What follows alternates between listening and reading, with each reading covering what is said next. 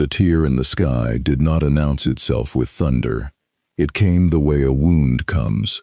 First the wrongness, a half-second before the pain. A seam of violet-white light unzipping itself across the evening over Musutafu, silent except for a low, pressureful hum that people 3 blocks away felt in their molars before they heard anything at all. Then the color spilled open, wide as a stadium, and 6 human shapes fell out of it into the gap between 2 office towers, trailing sparks like a comet shedding its tail. Scott Summers hit the pavement first and rolled, out of 2 decades of drilled instinct rather than any plan, because there was no plan. There had been a plan 40 seconds ago and a research lab in upstate New York, and Forge's voice saying, "Hold still, I almost have the calibration," and then there hadn't been a lab at all, just the screaming white nothing between places. And now there was a street, an unfamiliar street, neon signage and characters he didn't read, the smell of frying oil from a shuttered stall, rain-slicked asphalt still holding the day's heat. He came up on one knee, visor already tracking, and did the head count before he did anything else. Jean, upright, hand pressed to her temple, blinking hard like she was fighting static. Aurora a few meters off, robes settling around her, already scanning the sky with the specific stillness of someone deciding whether to be afraid yet. Logan already on his feet, nostrils flared, claws half out, because his body had made that decision before his mind caught up. Kurt crouched on a lamppost 10 feet up, tail wrapped for balance, looking almost delighted despite himself. And Pyotr, steel-skinned, kneeling in a crater of cracked concrete where he'd taken the hardest landing, protecting the width of the impact so nobody behind him got hit by debris. 6 for 6. Nobody screaming. That was the first mercy. "Everyone sound off," Scott said, and his voice came out steadier than he felt, because that was the job. "Zeus," Pyotr rumbled, then caught himself. "Here. I am here." "Heads ringing like a church bell, but I'm upright," Logan said, already turning in a slow circle, cataloging exits, rooftops. The 2 civilians frozen on the far sidewalk with their phones half raised. "I'm fine," Jean said, though the pinch between her eyebrows said otherwise. "It's loud. Whatever's out here, it's loud." Not voices. Just. She shook her head like she could dislodge it. "Signal. Everywhere. Too much of it. Nightcrawler is unhurt, and Nightcrawler would like someone to tell him where in God's good earth we are." Kurt called down cheerfully, dropping from the lamppost in a neat flip and landing beside Aurora. Aurora hadn't answered yet. She was looking up, not at the closing rift. It had already sealed itself behind them with a sound like a held breath being released, a compression of light folding back into nothing, leaving no scar on the sky at all, as if it had never opened. She was looking at the city itself, the particular density of the lights. A billboard 3 streets over playing looping footage of a hero in blue and silver catching a collapsing pedestrian bridge with what looked, unmistakably, like ice erupting from his forearms, freezing the whole structure solid mid-fall, while a news ticker scrolled beneath him in a language none of them read. "Scott," she said quietly, "I don't think we're anywhere on Earth." "We're somewhere," he said, because it was the only fact he had, and he needed to start from a fact. Question is where, and who's coming to ask us about it? Because someone is going to come ask. He was right. It took 4 minutes. Rumi Usagiyama had been 3 blocks over finishing a noodle bowl standing up at a counter stall. Off duty, off the clock. Technically not even supposed to be patrolling tonight. Number 5 heroes got evenings occasionally, allegedly, when the pressure wave from the rift rattled the stall's hanging lanterns, and every phone within 200 meters buzzed at once with the same emergency alert tone. She was moving before she'd swallowed. Miruko didn't wait for backup. That was the thing about her that made her simultaneously the agency's favorite and the thing that gave her manager migraines. She ran toward whatever it was barefoot, unarmed, grinning, because backup was for heroes who needed it, and she genuinely, constitutionally did not believe she did. She came around the corner at a dead sprint and skidded to a stop on the balls of her feet, rabbit ears swiveling, taking in the scene in one long assessing pass. A fresh crater in the street. 6 people who had clearly fallen out of the sky and were still standing. No visible transportation, no visible portal device, and, critically, nobody running. That last part registered as strange before anything else did. People who'd just crashed into the middle of a city didn't usually stand around in a loose defensive formation, checking each other's pulses like it was Tuesday. "Okay," she said aloud, mostly to herself, cracking her neck. "That's new." 6 heads turned toward her at once. She read the room the way she read every room, fast, physical, uninterested in nuance until nuance became necessary. The short one with claws.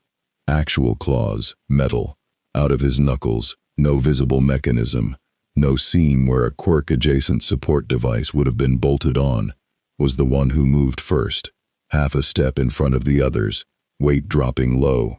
Combat posture, professional, not panicked.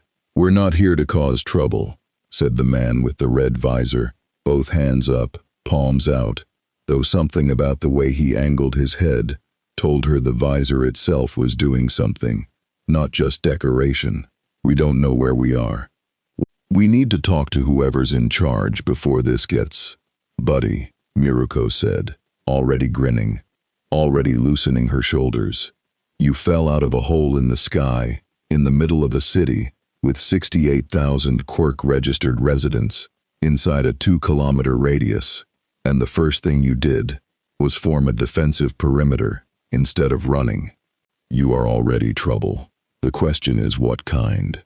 "We mean no threat to your city," the tall woman with the white hair said, and something in the phrasing snagged, "your city," like she already understood, with unsettling speed, exactly how precarious a guest's welcome could be in a world not built for her. "Sure," Miruko said. "Let's find out." She didn't wait for permission, and neither did her body. She closed the distance in under a second, testing. Not a killing blow, she never opened with one, just a fast, low sweep, meant to put the clawman on his back and see what happened next, because the fastest way to understand a stranger's power was to make them use it. He didn't go down. He caught her ankle mid-sweep with one hand, absorbed the force through his stance without so much as a stagger, and looked almost apologetic about it. "Wasn't trying to start anything either, sweetheart," Logan said, releasing her instantly, hands back up. "But you're gonna want a better opener than that if you're aiming to put me on the ground." Miruko's grin got wider. Genuinely delighted, for half a beat, before the professional part of her brain caught up with the delighted part, and reminded her this was in fact a first contact situation with 6 unregistered, unclassified individuals of unknown and clearly formidable capability, one of whom had metal claws growing out of his hands and had just no-sold a full-strength sweep from a top 10 hero without appearing to try. "All right," she said, backing off 2 steps, rolling her shoulder like the impact had actually cost her something, which it hadn't, but it bought her a second to think. "New plan. Nobody throws anything else. I call this in. Everybody stays exactly where they are, and we let people whose job is actually figure out what you are, come figure out what you are." "Sound fair?" "More than fair," Scott said, some of the tension easing out of his shoulders. "Not all of it," she noted, filing that away. He didn't fully believe this was going to stay peaceful, and neither, now, did she. "We'd appreciate it." She tapped her earpiece, never taking her eyes off them. "This is Usagiyama. I need a Class 1 anomaly response to my location, right now. 6 unregistered individuals, confirmed superhuman capability, at least 1 confirmed physical resistance beyond anything I've logged before, and I want quirk analysis on scene, before anyone gets cute. A pause. Listening. No, I don't have a quirk read on any of them yet. That's the other thing. Another pause. Her grin fading into something flatter, more careful. Because when I try to look, I'm not getting no quirk. I'm getting nothing that reads as a quirk signature at all. Like the scanner doesn't have a category for what it's looking at.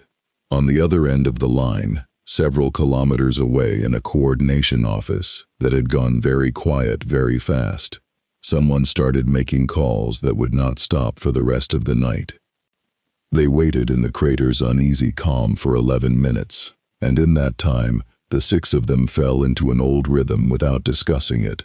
Scott doing the talking because Scott always did the talking, Logan positioned to intercept anything that came at them from the alley mouth, Kurt up on a rooftop ledge doing reconnaissance with his eyes because a teleporting scout was worth more silent than heard, Piotr standing between the group and the 2 civilians who'd never stopped filming, not threatening them, just present, a wall of quiet steel that made clear nobody was getting hurt on his watch.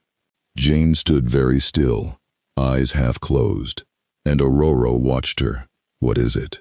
Aurora asked quietly, in French, out of old habit when she wanted a beat of privacy in a crowd. "There are so many of them," Jane answered. "Same language, same low register, not people, powers, everywhere. Thousands, layered on top of each other, like everyone in this city is carrying something. It's not like home.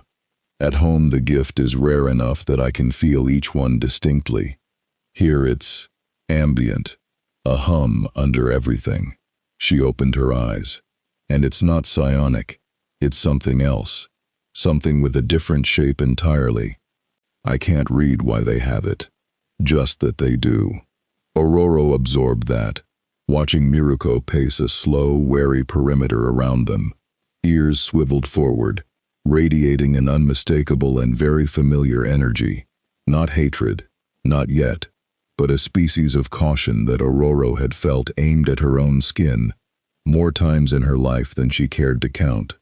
The specific caution of a world deciding, in real time, whether the thing standing in front of it belonged in a category marked safe, or a category marked not yet classified, treat as risk until proven otherwise. She had crossed that particular threshold before. She recognized its architecture instantly, the way you recognize a language you grew up speaking, even in a country where nobody else speaks it. "They're going to want to know what we are before they decide what to do with us," she said, not quite to Jean, not quite to herself. "That's fair," Scott said, catching the tail end of it, switching back to English without thinking. "We'll tell them." "Will we?" Aurora said, not sharp, just honest. "Or will we tell them the version that keeps us safest, the way we've learned to, every single time a world decides to ask that question?" Nobody answered her, because in 11 years of fighting for a right to simply exist as they were, none of them had ever found a clean answer to that question, and the silence that followed was its own kind of confession. The response, when it came, arrived in the form of 3 more hero-signatured figures dropping into the street from above, one riding a controlled updraft on enormous crimson wings, landing light as a falling leaf, gold eyes sweeping the scene with the specific unhurried thoroughness of someone whose entire job was reading rooms nobody else could read. "Well," Hawk said, folding his wings back with a soft rustle, hands in his pockets, tone deliberately, almost aggressively casual against the tension crackling through the street. "This is going to be a fun report to write." Behind him, 2 support department technicians were already unpacking a scanning rig, and behind them, a black HPSC transport was pulling up at the mouth of the street, doors sliding open before it had fully stopped. Scott Summers looked at the winged man, at the scanning equipment, at the transport, and understood, the way he'd understood 100 times before, in 100 rooms full of people deciding what his kind was allowed to be, that the real conversation was just beginning. and that how it went would depend entirely on what this world had already decided, long before 6 strangers fell out of its sky, about what to do with power it didn't choose and couldn't control. "We're not looking for a fight," he said again, to the man with wings this time. Hawks smiled, easy and unreadable. "Good, because my boss is already on his way, and he's looking for one about as often as a wildfire looks for oxygen." He tilted his head toward the transport. "Let's just say the polite version of this conversation happens if everybody gets in the car without making me regret showing up alone." Somewhere above the city, in an office with too many monitors and not enough certainty, the Hero Public Safety Commission was already opening a file with no category to put it in.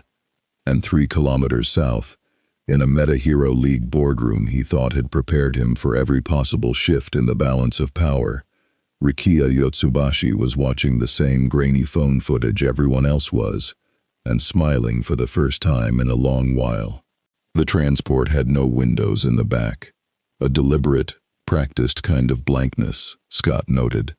The upholstery worn soft in a way that suggested this compartment had held plenty of uncertain passengers before them. He filed that away along with everything else. The 2 armed escorts who kept a full body length of distance and never once let their hands drift near their sidearms, which told him someone here had learned, the hard way probably, that spooking an unknown quantity was worse than tolerating one. Professional restraint, not fear, not yet. Jean sat beside him with her eyes closed, jaw tight, riding out what she'd started calling the hum, that ambient wash of thousands of overlapping abilities she couldn't parse individually, like trying to make out one conversation in a stadium full of them. Bororo sat across from her, spine straight, watching the winged man, Hawks, he'd introduced himself as, with a grin that gave away exactly nothing, who rode along in the front compartment and hadn't stopped humming some tune under his breath since they'd loaded in, as if 6 strangers with unclassifiable powers were a mildly interesting Tuesday. Logan hadn't sat down at all. He stood with one shoulder against the wall, arms folded, watching the door. "You're gonna wear a groove in that door, staring at it," Kurt said quietly, from where he'd folded himself into the corner seat, tail curled neatly around one ankle. "Door's the only thing in this box that's gonna tell me anything useful," Logan said. "Where it opens says where we're going. How fast it opens says how scared they are. And if it doesn't open at all, then I open it." Pyotr, silent until now, spoke without opening his eyes. "Not yet, Logan. We agreed." "I know what we agreed. Then honor it." The transport rode smooth and fast through streets they couldn't see, and Scott spent the time doing what he always did, in the gap between crisis and clarity, running the calculus. 6 of them, dropped with 0 intel into a society that had, by every visible indicator, built an entire civic and economic structure around ranking people by the exact kind of ability his team represented. Licensing, registration, a billboard hero freezing a bridge mid-collapse for what looked like a televised audience. That wasn't a world with a hidden mutant problem tucked into shadows the way home was. This was a world where everyone knew, where the extraordinary had been fully absorbed into the ordinary machinery of civic life. Jobs, rankings, television deals.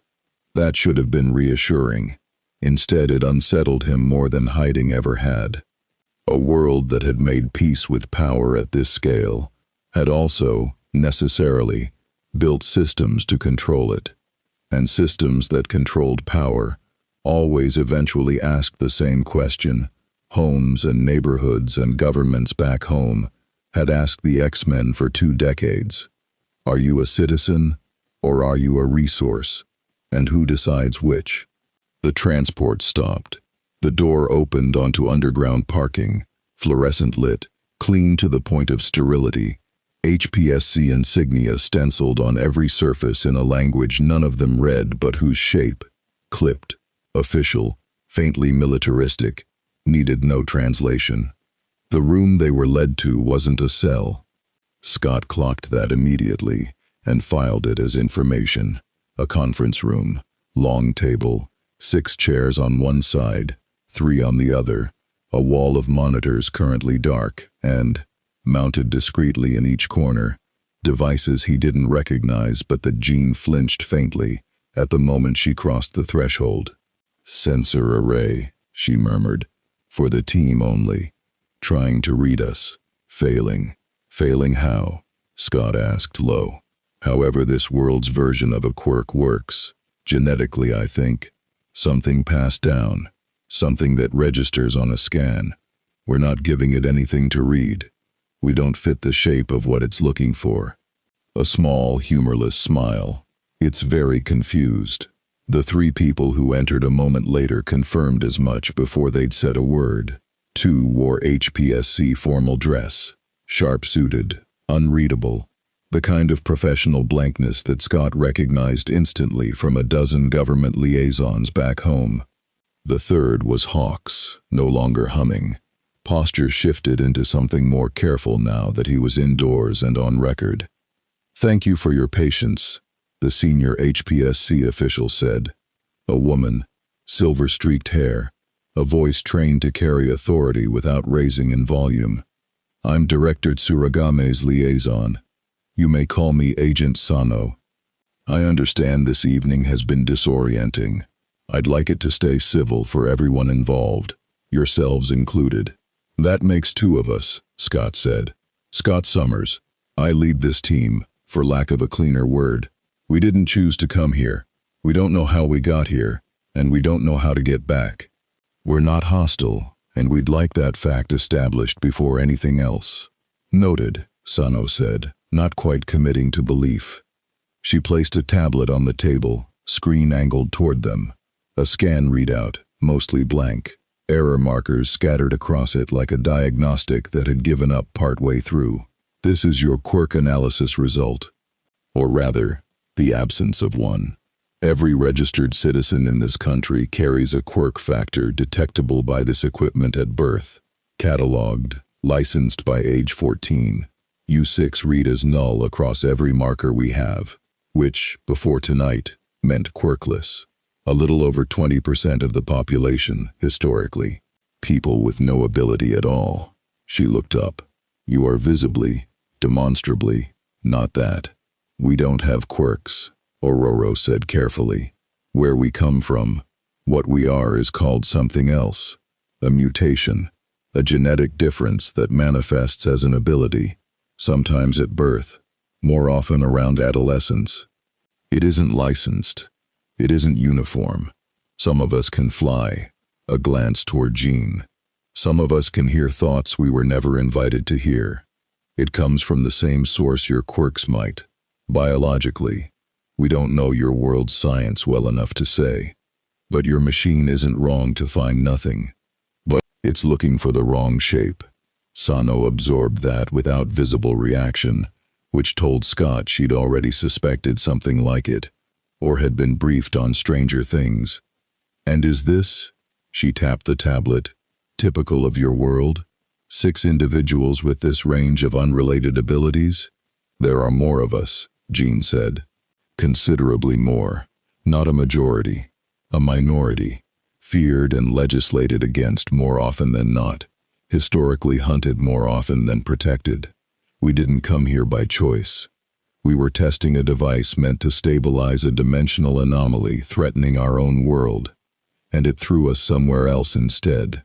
"It was," Scott noted, "the true version." Ororo's earlier question, "Will we tell them the version that keeps us safest?" sat in the room unspoken, and he watched Ororo's shoulders ease very slightly at the honesty, like a held breath let out. "Hunted," Hawks repeated, quiet, from where he leaned against the wall. "That's a specific word. It's the accurate one," Logan said, flat, arms still crossed. "Governments back home built task forces whose entire job was finding people like us and putting bullets designed special to kill things like us. Not villains, not criminals. Just us. For existing the way we do." His eyes cut to Sano. So forgive me if I don't relax just 'cause the room's got nice chairs in it." The silence that followed had weight. Sano's expression didn't crack, but something in the room's temperature shifted.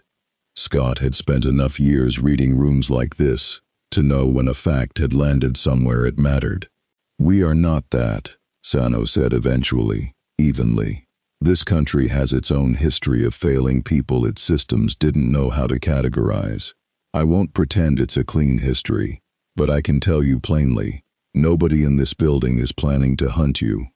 What we are planning to do is figure out, quickly, what you're capable of. Because 6 unregistered individuals with unmeasurable capability, sitting inside a society this dense with civilians, is a liability whether you intend it or not. That's not an accusation. It's math." "Fair," Scott said, before Logan could answer with something sharper. "Then let's do the math honestly. We'll tell you what we can do. We'd rather you hear it from us than guess wrong under pressure later." It was Pyotr who volunteered first, quietly, the way he did most things, standing and letting his skin shift, in 3 unhurried seconds, from flesh to a smooth, unbroken sheet of gleaming organic steel, joints visibly seamed, easily 8 feet of solid mass, where a moment ago there'd been a man. "I do this," he said simply, voice a low, resonant rumble in this form. "I am considerably stronger, and considerably harder to hurt. I do not choose to hurt people with it." He shifted back, and the size and weight fell away as easily as it had come, leaving the same soft-spoken man in the same chair. "It costs me nothing to hold. Only to not hold, sometimes, when the world asks me to be gentle in a body built to break things." Sano wrote something down. The 2 aides exchanged a look that Scott read as unregistered strength type. Mass conversion. No visible limiter. The exact shape of information a system like this one was built to catalog and, eventually, rank. Kurt went next, mostly because the tension needed breaking, and he'd never in his life been able to leave tension sitting in a room unpoked.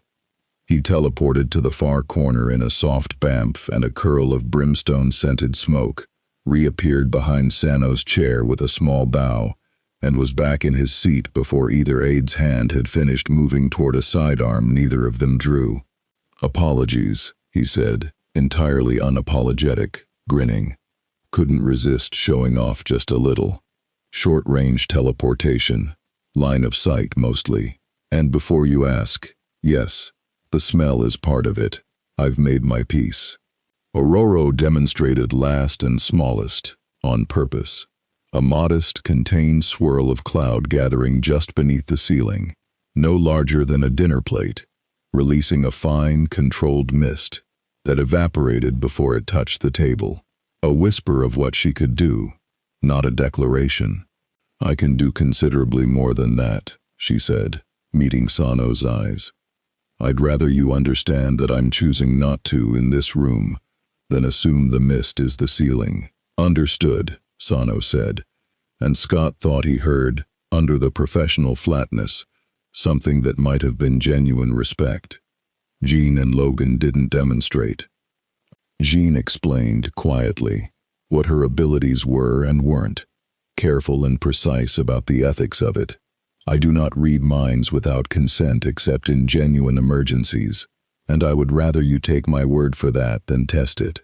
A line that visibly unsettled the younger of the 2 aides more than any of the physical demonstrations had.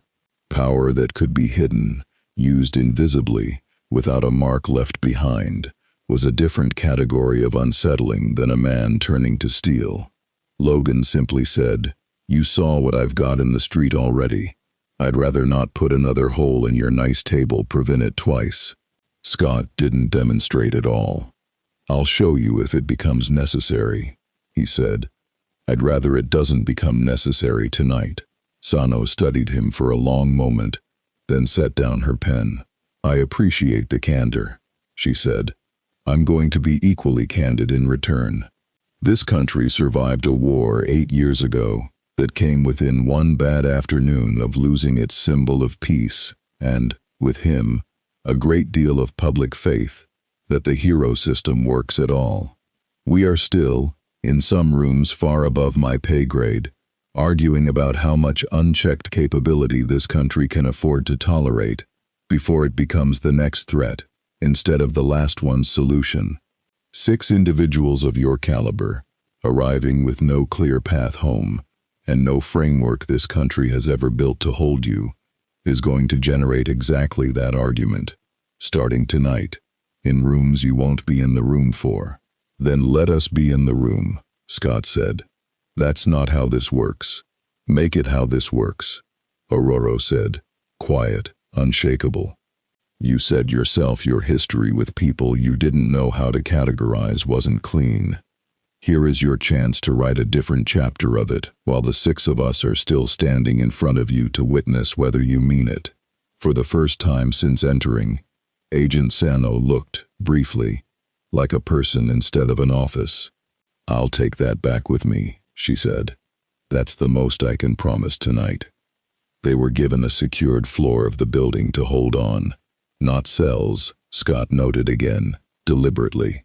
A suite of rooms, guarded but not locked, food brought without being asked. A gesture, or a leash disguised as hospitality, he genuinely couldn't tell which yet, and filed the uncertainty away as its own kind of data.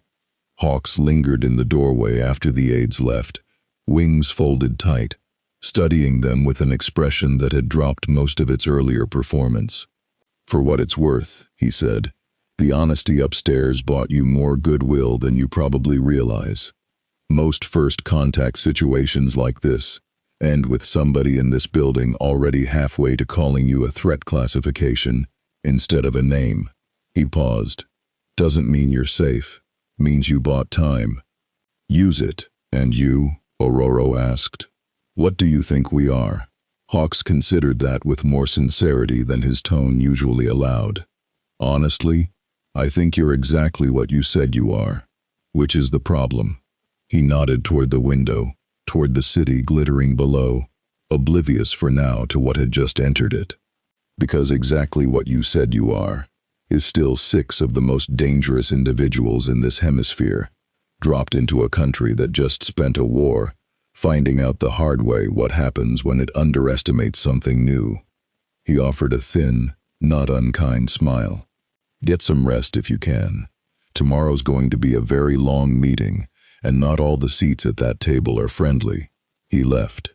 The door didn't lock behind him, which Logan noted immediately, prowling to check it, then settling, marginally, when it held true.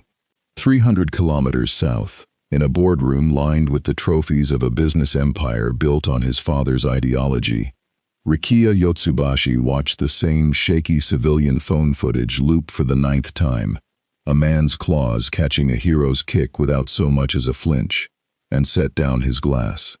Find out everything you can about them, he told the room, quietly, and find out whether the commission plans to lock them away, recruit them, or simply study them to death, because whichever one they choose, I intend to offer these 6 something far more interesting.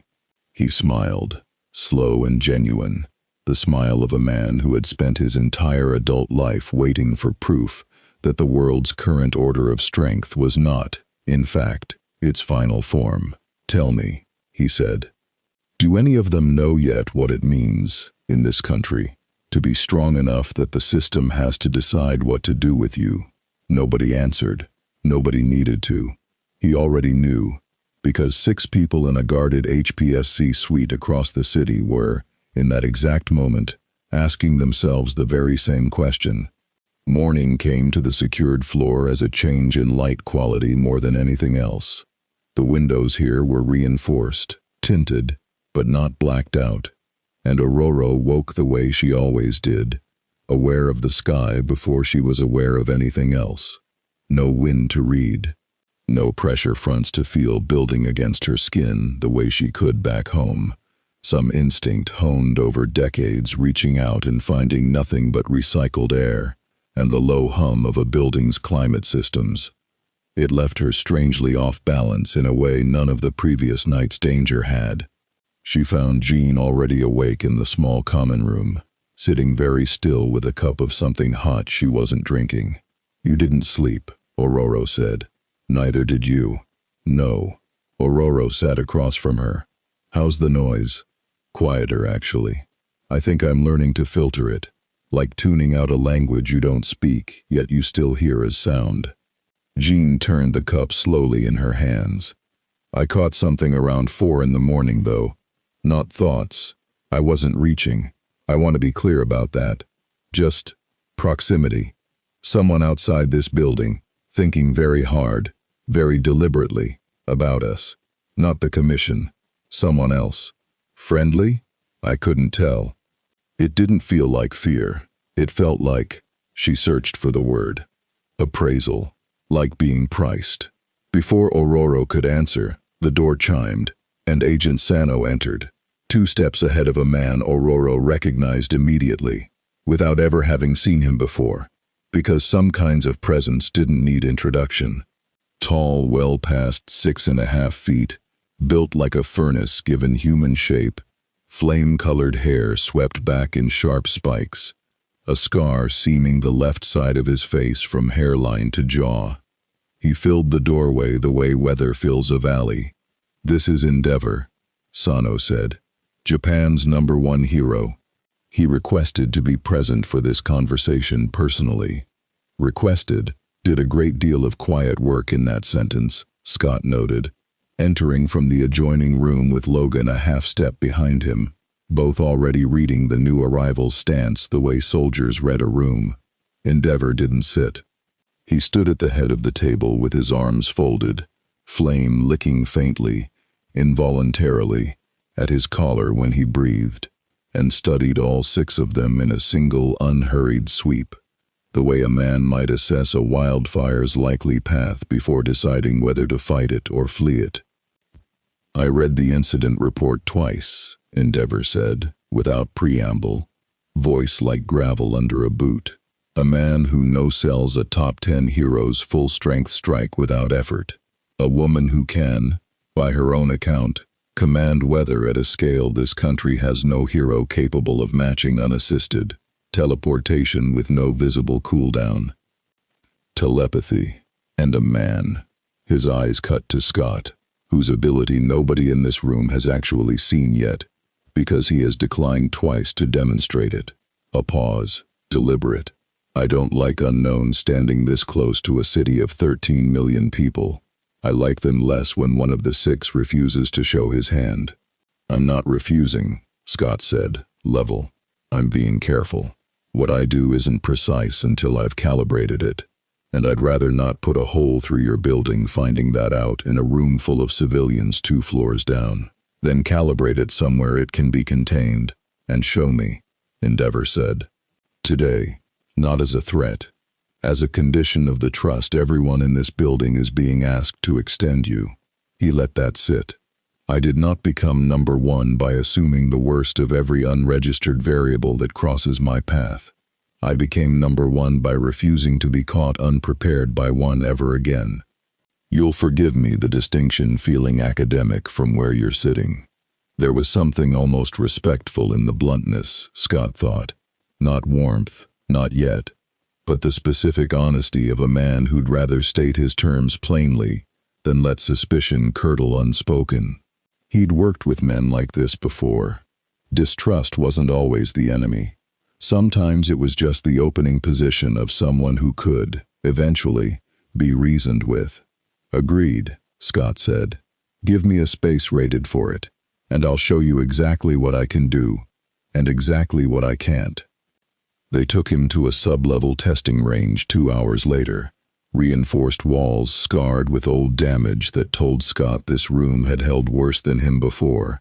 Banks of monitoring equipment, Endeavor, and 2 support department technicians observing from behind reinforced glass, alongside Sano and, notably, Miruko, who'd shown up uninvited and refused to leave, arms crossed, watching with open professional curiosity, rather than yesterday's wariness. "Optic energy discharge," Scott said, into a small microphone one of the technicians had clipped to his collar. Continuous beam, variable intensity, controlled entirely through the visor. Without it, I can't turn it off, hence the caution. He nodded toward a reinforced target wall 40 meters out. Rated, the technician had assured him, for output far beyond anything in this country's hero registry. Ready when you are. He opened the visor's aperture a fraction. The beam that lanced out was narrow, controlled, and it did not simply strike the target wall. It carved through 6 inches of reinforced ceramic composite plating in under 2 seconds, punching clean through to the containment chamber behind it, the edges of the hole glowing cherry red, and cooling visibly, even as the technician's instruments screamed warnings that made one of them physically step back from the console. Silence behind the glass for a long moment. Recalibrate the output ceiling on that sensor rig, Endeavor said finally, quiet, to the nearest technician. It just maxed a scale built to measure me. That was maybe 30%, Scott said, closing the aperture, the beam vanishing as cleanly as it had come. I don't open past 50, except when the situation actually demands it. I've never needed to find out what happens past that in a controlled setting, and I'm not eager to start today. Miruko let out a low whistle, equal parts alarm and undisguised delight. Endeavor, buddy, please tell me we're recruiting him. That is not remotely the first question that should be on your mind right now, Endeavor said, though something in his jaw had tightened in a way that read, to Scott, less like fear and more like a man doing rapid, uncomfortable math about where exactly this put him on a list he'd spent his entire career at the top of.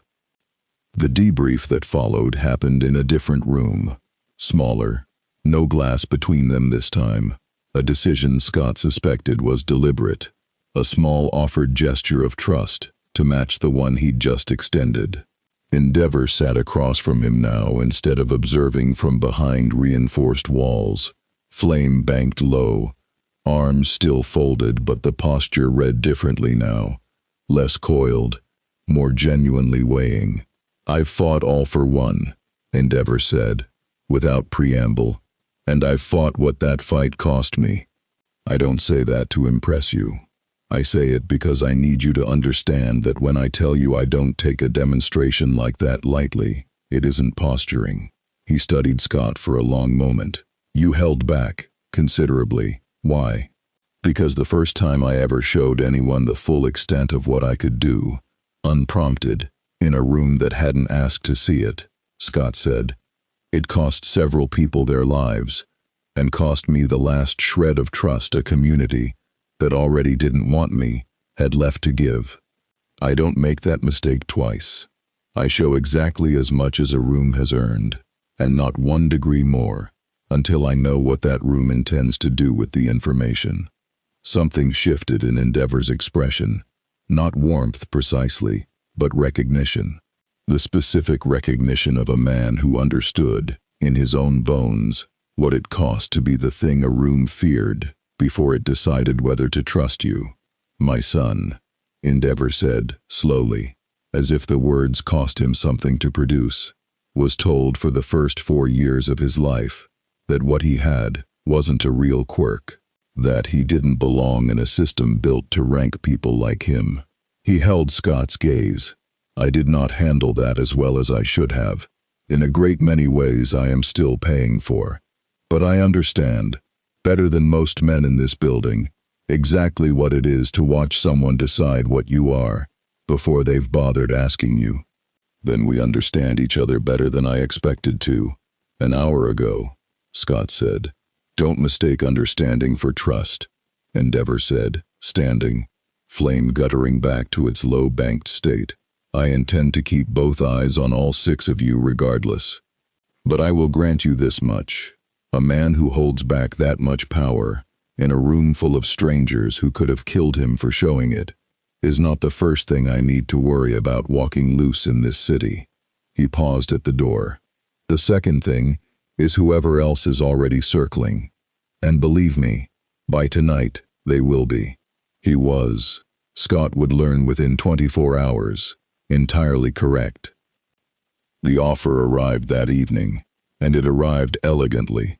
No rift in the sky this time, no dramatic entrance, simply a sealed data drive delivered by courier to the front desk of the HPSC building itself, addressed, with unsettling specificity, to the 6 guests currently housed on floor 14, Wing C. Information that should not have been public, was absolutely not public, and had reached an outside party regardless within a single day. Sano brought it to them personally, visibly rattled in a way she hadn't been the night before.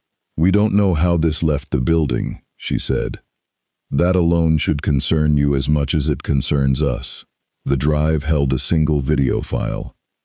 When Ororo played it, on a tablet Sano provided with visible reluctance, the man who appeared on screen was seated in an office of obvious wealth, dark hair slicked back, mustache trim, the bearing of someone accustomed to rooms arranging themselves around him. "My name is Rikia Yotsubashi," the recording began, calm, unhurried, speaking directly into the camera as though he could see them through it. "You do not know me yet, though I suspect, by the time this reaches you, the people currently housing you will have painted a rather unflattering picture. I'd ask you to withhold judgment until you've heard my proposal in full." He leaned forward slightly. "This country you've fallen into has built its entire civilization around a single, quietly monstrous premise, that the strength a person is born with should be ranked, licensed, and permitted only insofar as the state finds it useful. I imagine, from what little intelligence I've gathered about your own world in the last day, that this premise is not unfamiliar to you. I imagine you've spent considerable time fighting against exactly this kind of thinking, in exactly this kind of world, and losing more often than winning." A thin smile. "I am not offering you a cage with better furniture than the commission's. I am offering you the chance to help me finish dismantling the cage entirely, for every person in this country whose strength was never asked for, and never rewarded, the way, I suspect, yours never was." The recording ended there. The room held a long, heavy silence. "That's Rikia Yotsubashi," Sano said quietly, into the quiet that followed. "CEO of the Detonarat conglomerate. He is also, under a name this country has spent years trying and failing to convict, the acting leader of the Meta Liberation Army, one of the 2 most dangerous non-state actors on this continent." She met Scott's eyes. "I'm not telling you what to think of his offer. I'm telling you what it costs, in blood, when people accept it." Ororo set the tablet down slowly, and Scott watched her face carefully, because he already knew, had known since the crater last night, since her quiet, unanswered question about which version of themselves they intended to tell this world, that of everyone on this team. She was the one for whom that recording would land the deepest, and the most dangerously. "He's not wrong about the cage," Ororo said quietly. "That doesn't mean I trust the man offering to build a different one." "No," Scott agreed. "But it means we can't pretend we didn't hear him. And it means, whatever we decide, we decided as 6 people who understand exactly what's actually being offered, not as 6 people who let one side's fear of the other choose for us." Across the table, Logan turned the sealed data drive over once in his fingers, considering, then set it down with a small, humorless huff. "Man's smart," he said. "I'll give him that much. He didn't come at us with a threat." He looked around the room, at each of them in turn.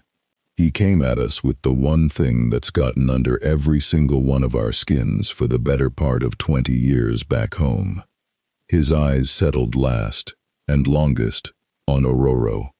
The idea that maybe, somewhere, somebody's finally offering to burn the whole rotten system down, instead of just asking us to survive inside it, a little more politely. Nobody answered him, because nobody had an answer yet. Only the growing, uneasy understanding that the choice Ororo had named on their first night here, the choice about which version of themselves to be honest about, had just become considerably more complicated than any of them had been prepared for. The argument didn't happen all at once. It happened in pieces, over the next 2 days, in the gaps between HPSC briefings and equipment scans, and the slow, grinding bureaucracy of a government trying to decide what 6 unclassifiable people were worth on paper. And it happened, mostly, between Aurora and Scott, because they were the two who'd always carried the weight of what the team owed itself versus what it owed the world it found itself standing in. "I'm not saying trust him," Aurora said. On the second night, the two of them alone on the building's upper observation deck, glass-walled, city glittering below, close enough to open sky that she could finally feel something like a proper wind again, faint through the ventilation, and it steadied her in a way she hadn't realized she needed. "I'm saying I recognize the shape of what he's naming. I've spent my whole life being told what I am is acceptable, exactly as far as it's useful, and not 1 degree further.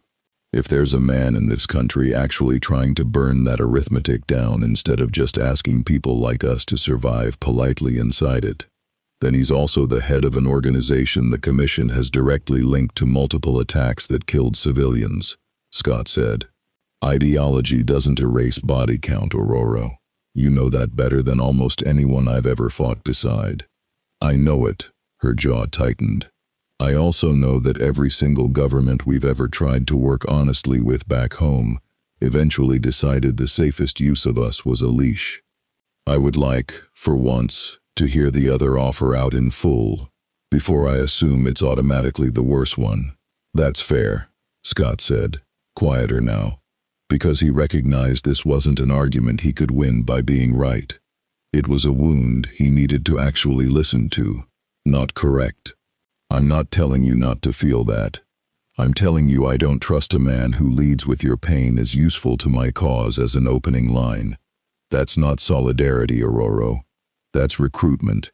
I've watched enough of them to know the difference, even when the words sound identical." She didn't answer right away. Below them, the city carried on, oblivious, lit windows and moving traffic, and, somewhere in it, a boy who would grow into a hero being told a bedtime story he didn't yet know was a lie about what he'd someday become. None of them knew that yet, wouldn't for a long while, but the city held its ordinary griefs and ordinary hopes regardless, indifferent to the 6 strangers arguing about its fate from a rooftop above it. "I'm not going to him," Aurora said finally. "I want that understood. But I'm also not going to sit in a commission holding suite, pretending his question doesn't deserve an actual answer, just because the man asking it has blood on his hands." She turned to face him fully. "What does this country actually owe people it didn't choose to be born strange?" That's the question underneath his offer, Scott. And it's not a bad question just because a violent man is the one asking it. "No," Scott agreed. "It isn't. So let's find out if there's an answer to it that doesn't require burning the city down to get there." They got their chance to test that question 2 days later, in a room considerably less hostile than the first. A proper commission conference chamber this time, wood paneling instead of sterile fluorescence, and across the table, alongside Sano and Endeavor, a face Scott hadn't expected. An older woman with kind, tired eyes and a presence that filled the room without effort, introduced simply as Chief Detective, Public Safety Commission Liaison Office, though something in how Endeavor deferred to her, fractionally, told Scott her actual weight in this building went considerably beyond that title. "I've reviewed everything," she said, without preamble, sliding a folder across the table. "Not a contract," Scott noted. "No signature line, just information. Your abilities, your world's history, so far as you've been willing to share it, and the message you received 2 nights ago, which I understand you reported to us voluntarily, rather than concealing." A faint, approving nod toward that fact. "That mattered, by the way. It bought you more than you probably realize." "We didn't report it to buy anything," Aurora said. "We reported it because pretending it hadn't happened felt like exactly the kind of dishonesty that gets people like us hurt down the line." "I know," the woman said. That's precisely why it mattered. She folded her hands. I'm not here to offer you a contract today. I'm here to offer you something smaller and, I think, more honest. Provisional status. Not full hero licenses. That process takes years, and neither of us has years to spare on paperwork. A recognized, documented presence in this country, permitted to move freely, permitted to work with our hero agencies on a case basis if you choose to, and, critically, protected under this country's actual laws rather than existing in the legal gray area you're currently sitting in, which I promise you is a considerably worse place to be standing than either of the two extremes you're currently choosing between. And in exchange? Scott asked. Transparency, she said simply. We tell you the truth about what this country is and isn't capable of handling. You tell us the truth about what you're capable of and where your limits actually sit. And when Yotsubashi comes calling again, because he will, that recording was an opening move, not a final offer. You tell us, the same way you told us this time. She met each of their eyes in turn, unhurried. I'm not asking you to become heroes of a country that isn't yours. I'm asking you to be honest residents of one. For as long as you're stuck in it, that's a considerably smaller and more survivable ask than either the Commission's usual caution or Yotsubashi's usual sales pitch. It was, Scott thought, watching Ororo's shoulders ease for the first time in 2 days. Exactly the kind of offer that didn't promise to solve the underlying wrongness she'd named on the rooftop. But it also didn't ask her to pretend the wrongness wasn't real, or to become a weapon for a man who'd only name it in order to use it. We'll take provisional status, Scott said, on one condition, which is, if we do choose to work a case with your agencies, we choose which ones. We're not being handed off like equipment to whichever agency ranks highest this quarter. We pick based on what the work actually is, and who we actually trust to do it honestly. He glanced at Miruko, still lingering near the door where she'd installed herself for most of these meetings uninvited, and caught, for just a moment, something like a grin flicker across the older woman's tired face. That, the chief detective said, I can agree to, without needing to check with anyone above me. The agreement was formalized within the hour. No fanfare, no press. Deliberately quiet, which suited all 6 of them fine.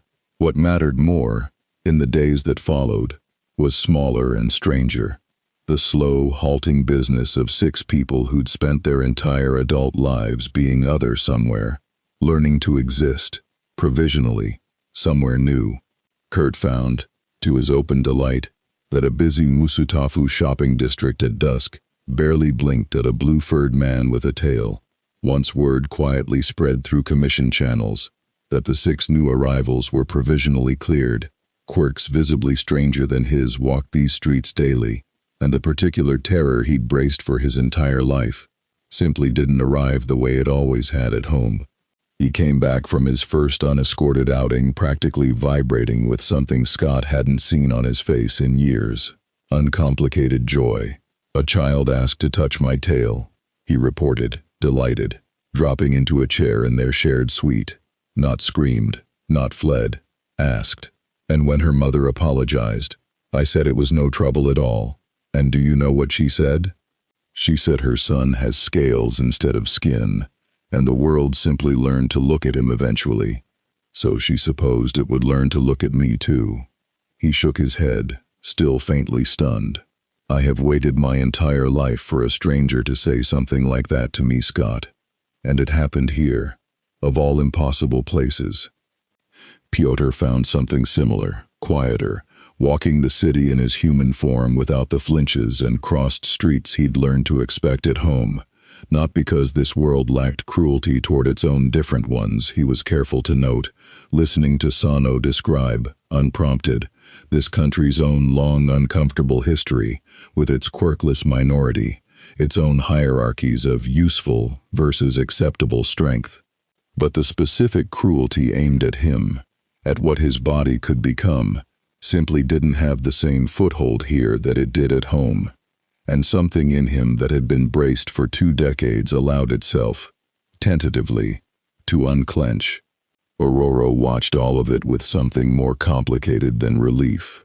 A grief, almost, for how easily this borrowed piece could exist here, in a world that had simply built different rules, when the world she called home had spent her entire life insisting such peace was impossible.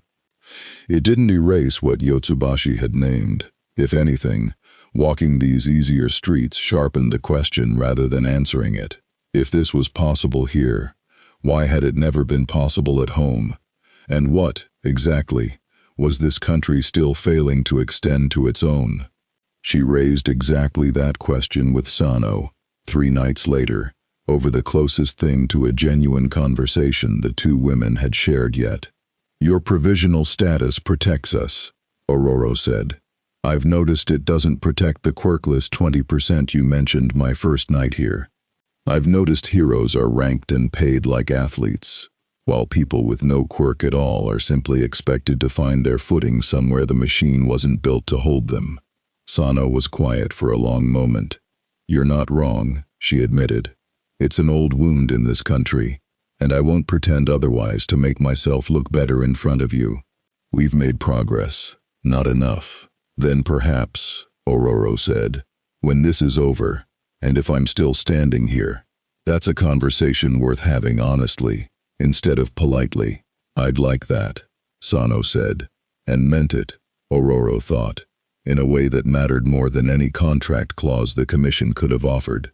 3 days after the provisional agreement was signed, the peace ended the way these things always eventually did. Not with another offer, not with another recording, but with an alert that tore through every commission channel at once. A coordinated league of villains strike on a support item logistics convoy on the city's eastern edge, casualties already reported, and, buried in the chaos of the initial reports, confirmed within minutes by 3 independent witnesses, a description of one of the attackers that made Agent Sano's face go pale the moment she read it aloud to the 6 of them. Pale skin, hands covered head to fingertip in what witnesses are calling disintegration marks. He touched a support vehicle, and it came apart like ash. She looked up. "That's Tamura Shigaraki, leader of the League of Villains. He doesn't run convoy raids personally. He hasn't left his own territory for an operation this size in months." "Then why now?" Scott asked, already moving toward the door, the old instinct kicking in before the strategy had finished forming. Sano's answer, when it came, landed with the particular weight of a fact that changed everything. "Because the convoy he hit," she said, "was hauling experimental quirk suppression restraint gear the commission had commissioned in response to exactly one thing." She met Scott's eyes. "You, all 6 of you.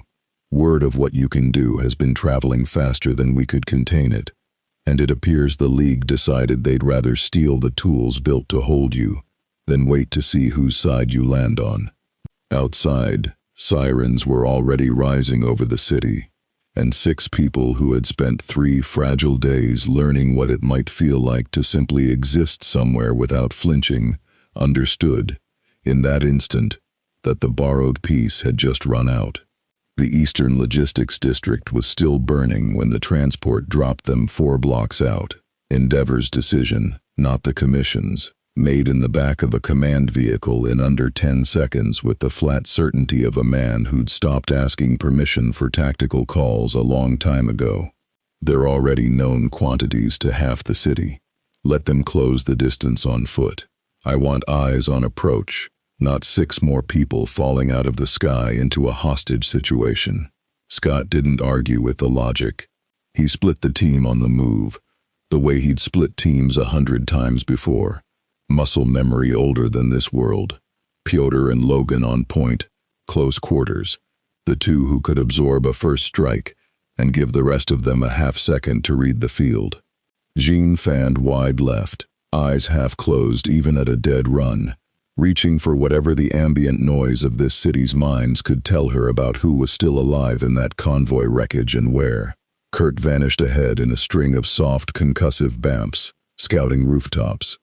Aurora went up, properly up this time, no half measures. The sky over the district had gone the color of an old bruise in under a minute.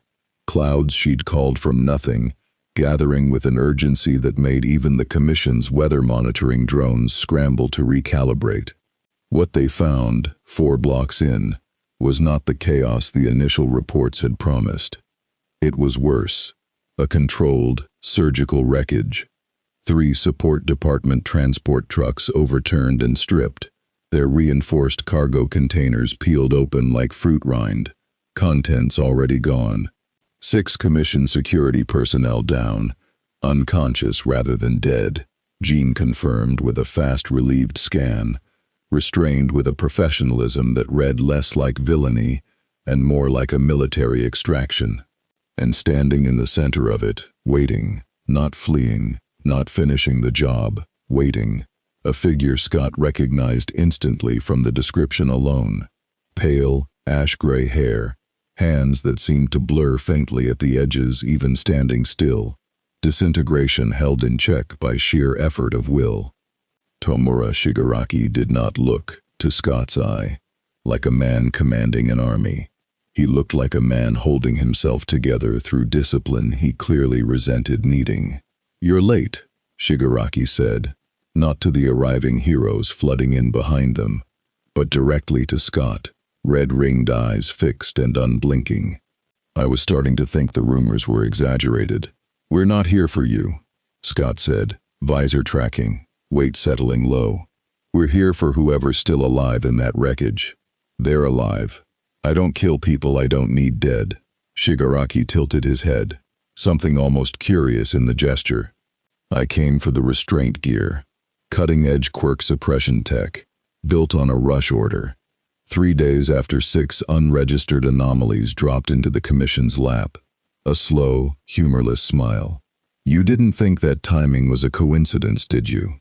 They built that gear for you." "I just decided I'd rather have it than let them use it."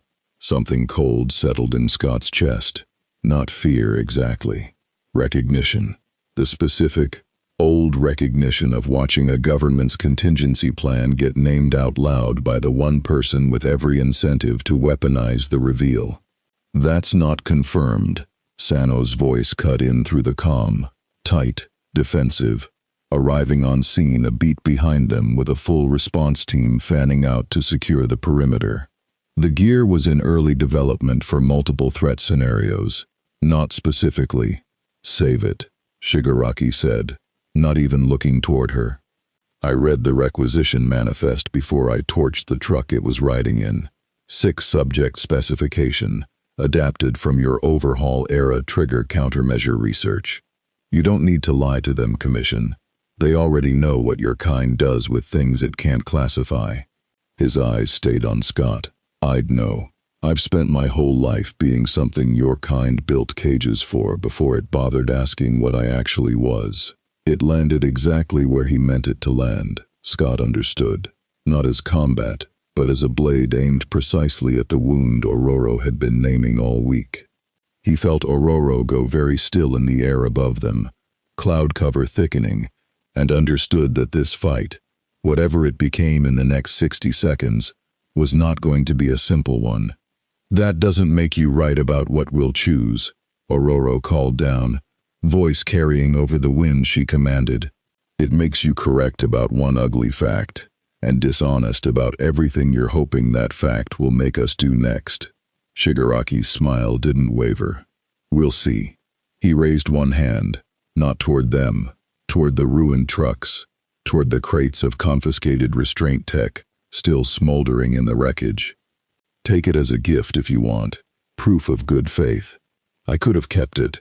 I'm leaving it here instead, in pieces, so nobody gets to use it on anyone."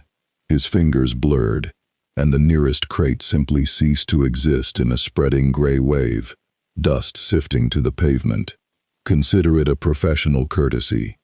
From one thing your world doesn't have a category for, to 6 more."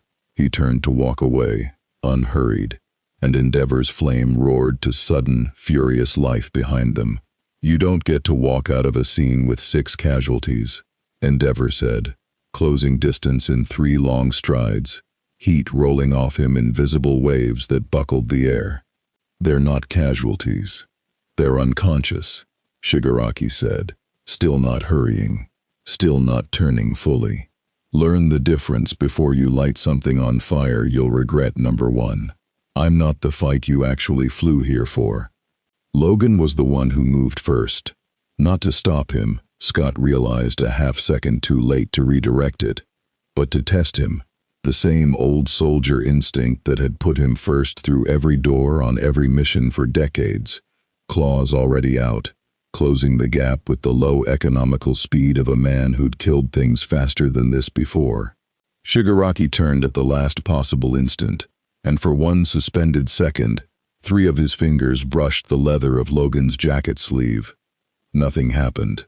Shigaraki's expression flickered, the first genuine crack in his composure since they'd arrived, surprise breaking through the careful stillness.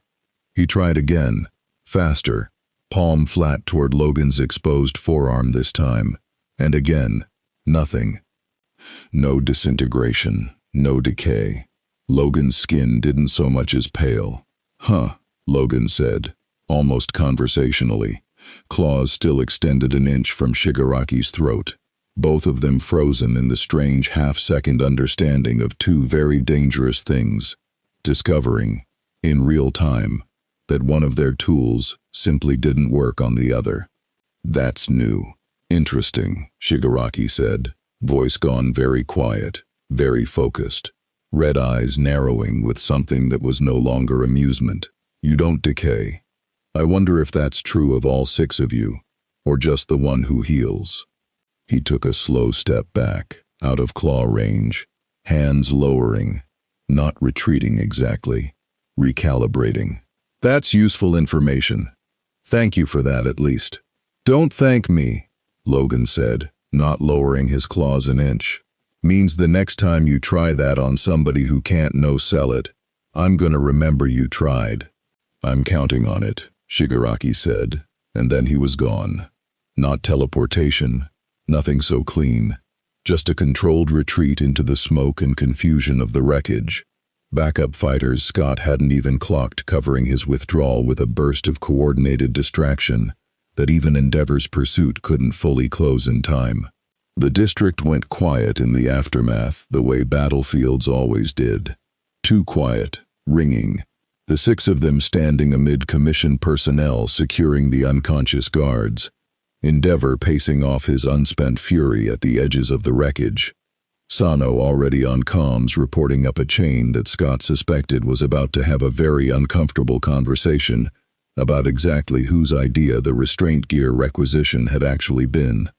Jean found him a few minutes later, expression carefully neutral in the way it only was when she was holding something back out of consideration rather than uncertainty. You should know, she said quietly. I caught something, right before he left. Not from him. He's shielded, deliberately. Someone taught him to be. From one of his people, covering the retreat. A single clear thought, loud enough I couldn't help catching it. She hesitated. Tell the doctor the immunity theory was right. At least one of them can't be erased. Scott absorbed that, the cold recognition settling deeper. Someone already had a theory about us, he said, before tonight. Before tonight, Jean confirmed. Which means whatever's actually driving all of this, the League, Yotsubashi, maybe even parts of the Commission itself, nobody in this city has been reacting to us this whole week. She met his eyes. They've been testing a hypothesis, and tonight, we just confirmed part of it for them.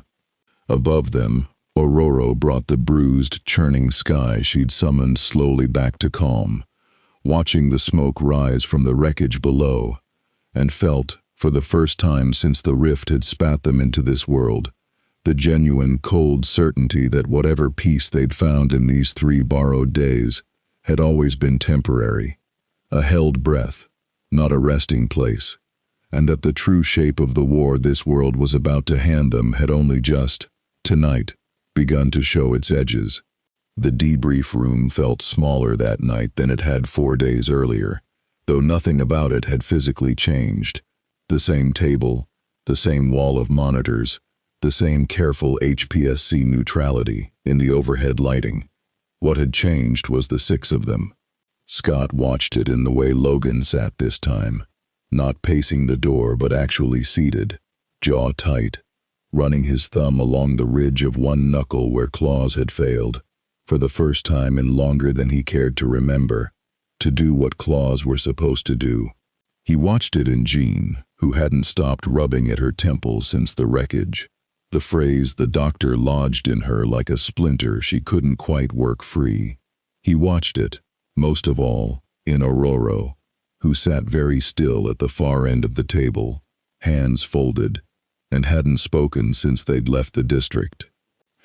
Agent Sano entered without her usual aides, alone this time except for the chief detective, and Scott read the absence as its own kind of message.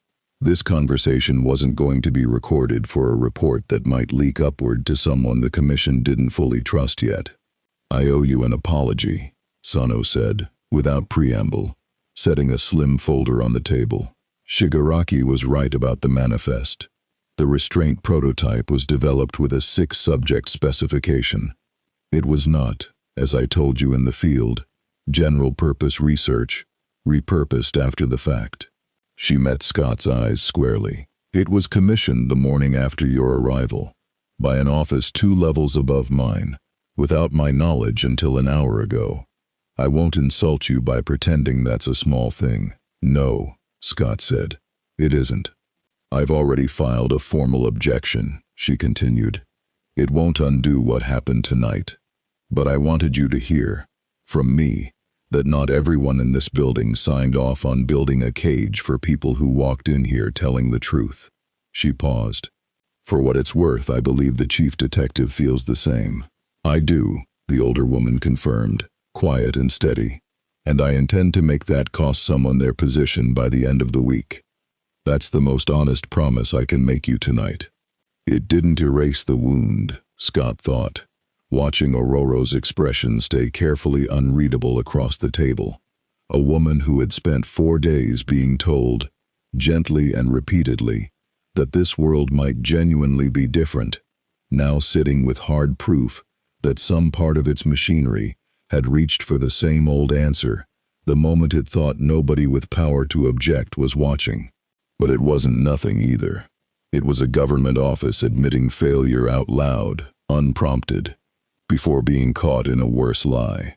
Scott had learned, the hard way, over 20 years, exactly how rare that particular honesty actually was. There's a second matter, Sano said, sliding the folder forward.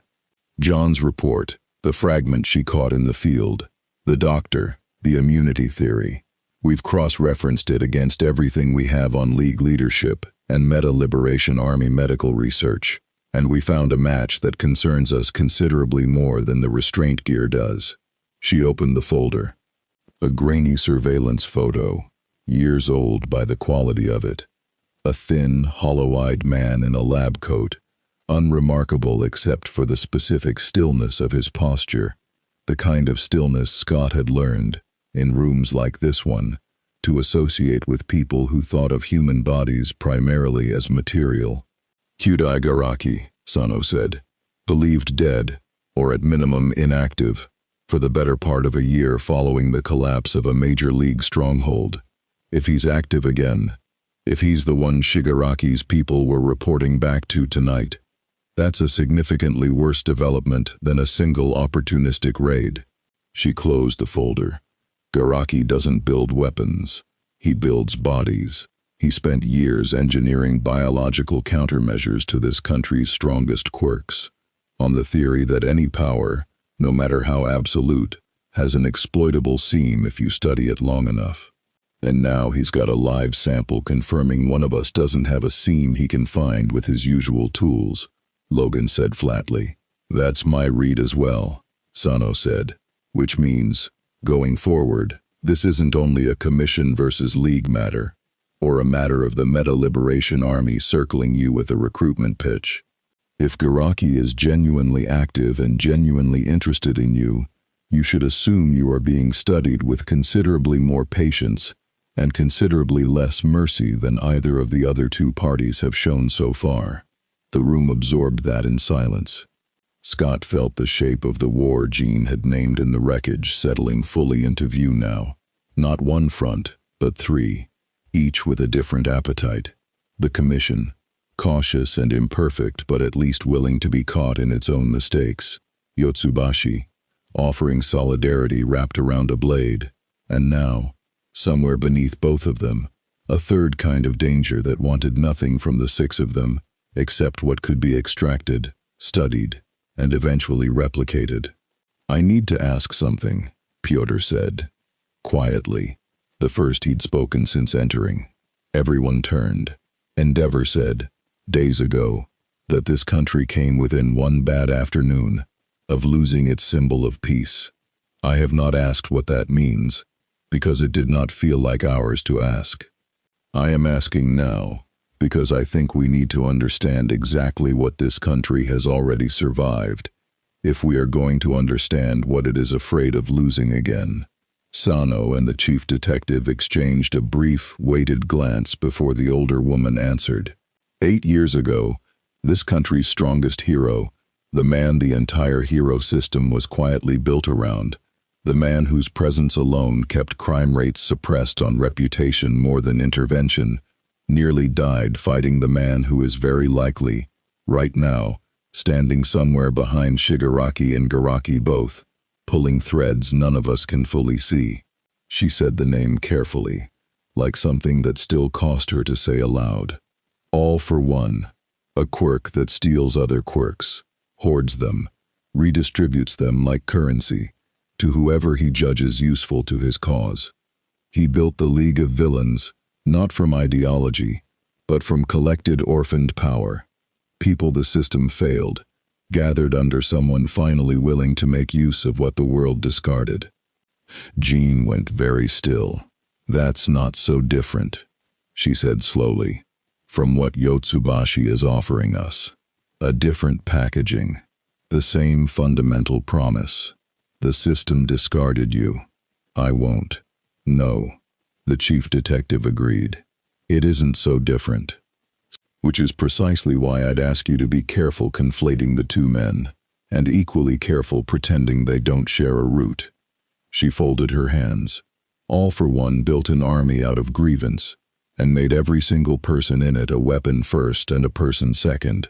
Yotsubashi, whatever else is true of him, has never yet done that to the people who join him. His father did, and he has spent his adult life trying to prove he is not his father, in ways that are sometimes genuinely admirable, and sometimes exactly as dangerous as the thing he's trying to distance himself from. She looked at Aurora directly.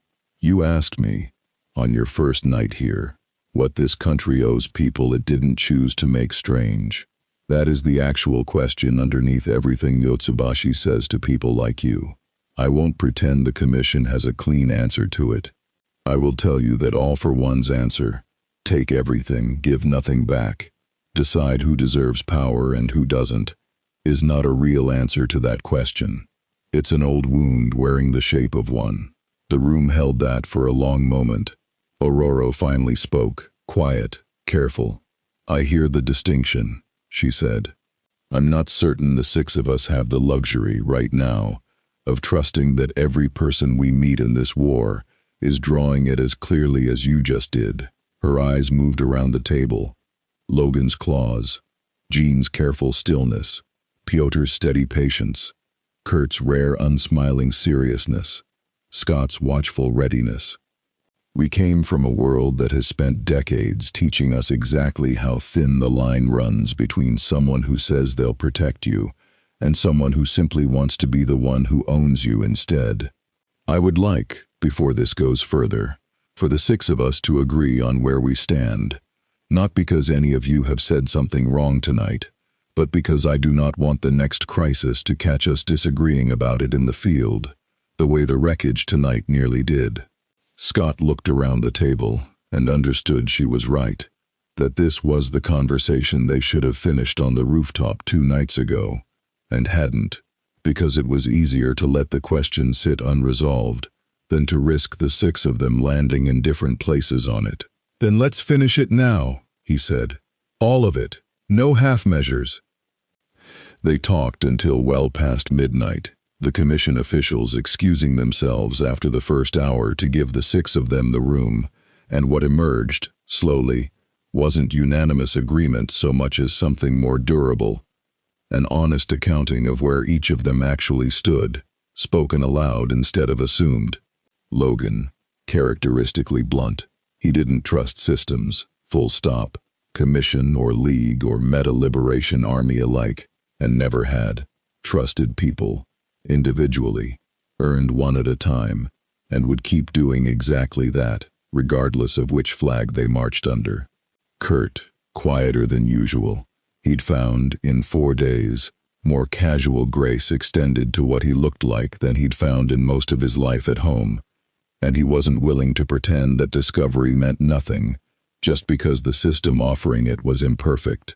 Imperfect kindness, he said, was still real kindness, and he intended to protect the people who'd extended it to him. Pyotr, he would not become a weapon for anyone's cause again, not the commission's, not Yotsubashi's. He had spent enough of his life being someone else's tool, back home, and had promised himself, the day he joined the X-Men properly, that it would never happen again on purpose. Jean, carefully.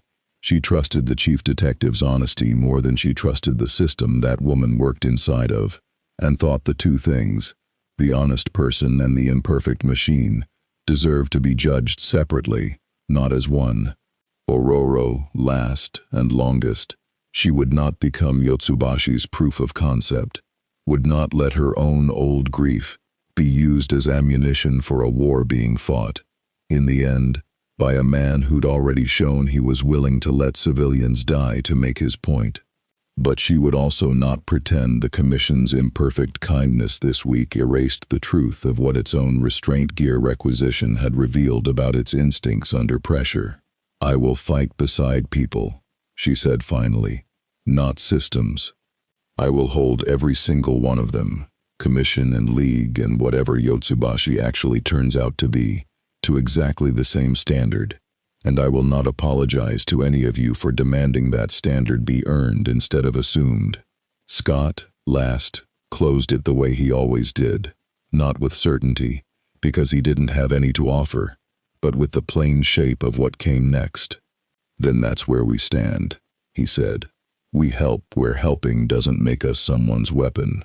We stay honest with the people who've earned it, and we watch every single direction at once, because after tonight, I don't think there's a version of this where we get to only fight one war at a time." Outside, far south across the city, in an office he'd left standing empty for 3 days, while he waited to see how the commission would handle its new guests, Rikia Yotsubashi finally received the confirmation report he'd been waiting for. Shigaraki's raid, the failed restraint gear seizure, the Commission's exposed contingency plan, all of it landing on his desk within the hour, curated by sources he'd spent years quietly cultivating inside institutions that thought themselves secure. He read it twice, and smiled the particular smile of a man watching 2 of his rivals do half his work for him. "They didn't need me to prove the Commission's instincts," he said, to the empty room, to no one. "Shigaraki's people just did that far more effectively than my recording ever could." He set the report down. "Good.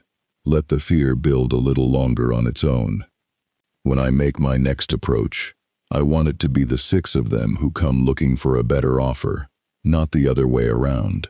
He rose, moving to the window, looking out over a city that had no idea yet how many separate, patient hands were already reaching for the 6 strangers, currently arguing, honestly, about how to survive it. 2 weeks passed in a rhythm none of them had expected to find so quickly. Provisional status, small casework alongside vetted agencies, careful days punctuated by the low, constant hum of knowing at least 3 separate powers were still circling. It was Miruko who brought them their first real assignment, showing up at the secured floor unannounced, as had become her habit, and dropping into a chair with the particular energy of someone who'd been waiting all morning to say something. "Missing person case," she said. "My case, technically. Agency's letting me pick my own team on this one, and I'm picking you." Her eyes swept the room. 14-year-old kid, quirkless, went missing 3 days ago, from a neighborhood on the city's south edge. Cops wrote it off fast. Quirkless runaway cases don't get resourced the way quirk kid cases do. Which, yeah, I know how that sounds, and it's exactly as bad as it sounds. Family came to me directly because nobody else would take it seriously. "Why us specifically?" Scott asked, though he suspected he already knew the shape of the answer. "Because whoever took him left behind something my quirk analysis kit doesn't have a category for," Miruko said. "Same blank signature thing you six threw at half our sensors your first night here. Cops assumed equipment malfunction and moved on. I don't think it's a malfunction." She met Aurora's eyes deliberately. "I think somebody's using the same gap in this country's classification system that you six fall into. And I think whoever it is, they picked a quirkless kid specifically because they knew nobody with real resources would go looking hard enough to find him." The room went quiet in a particular way. Scott recognized it.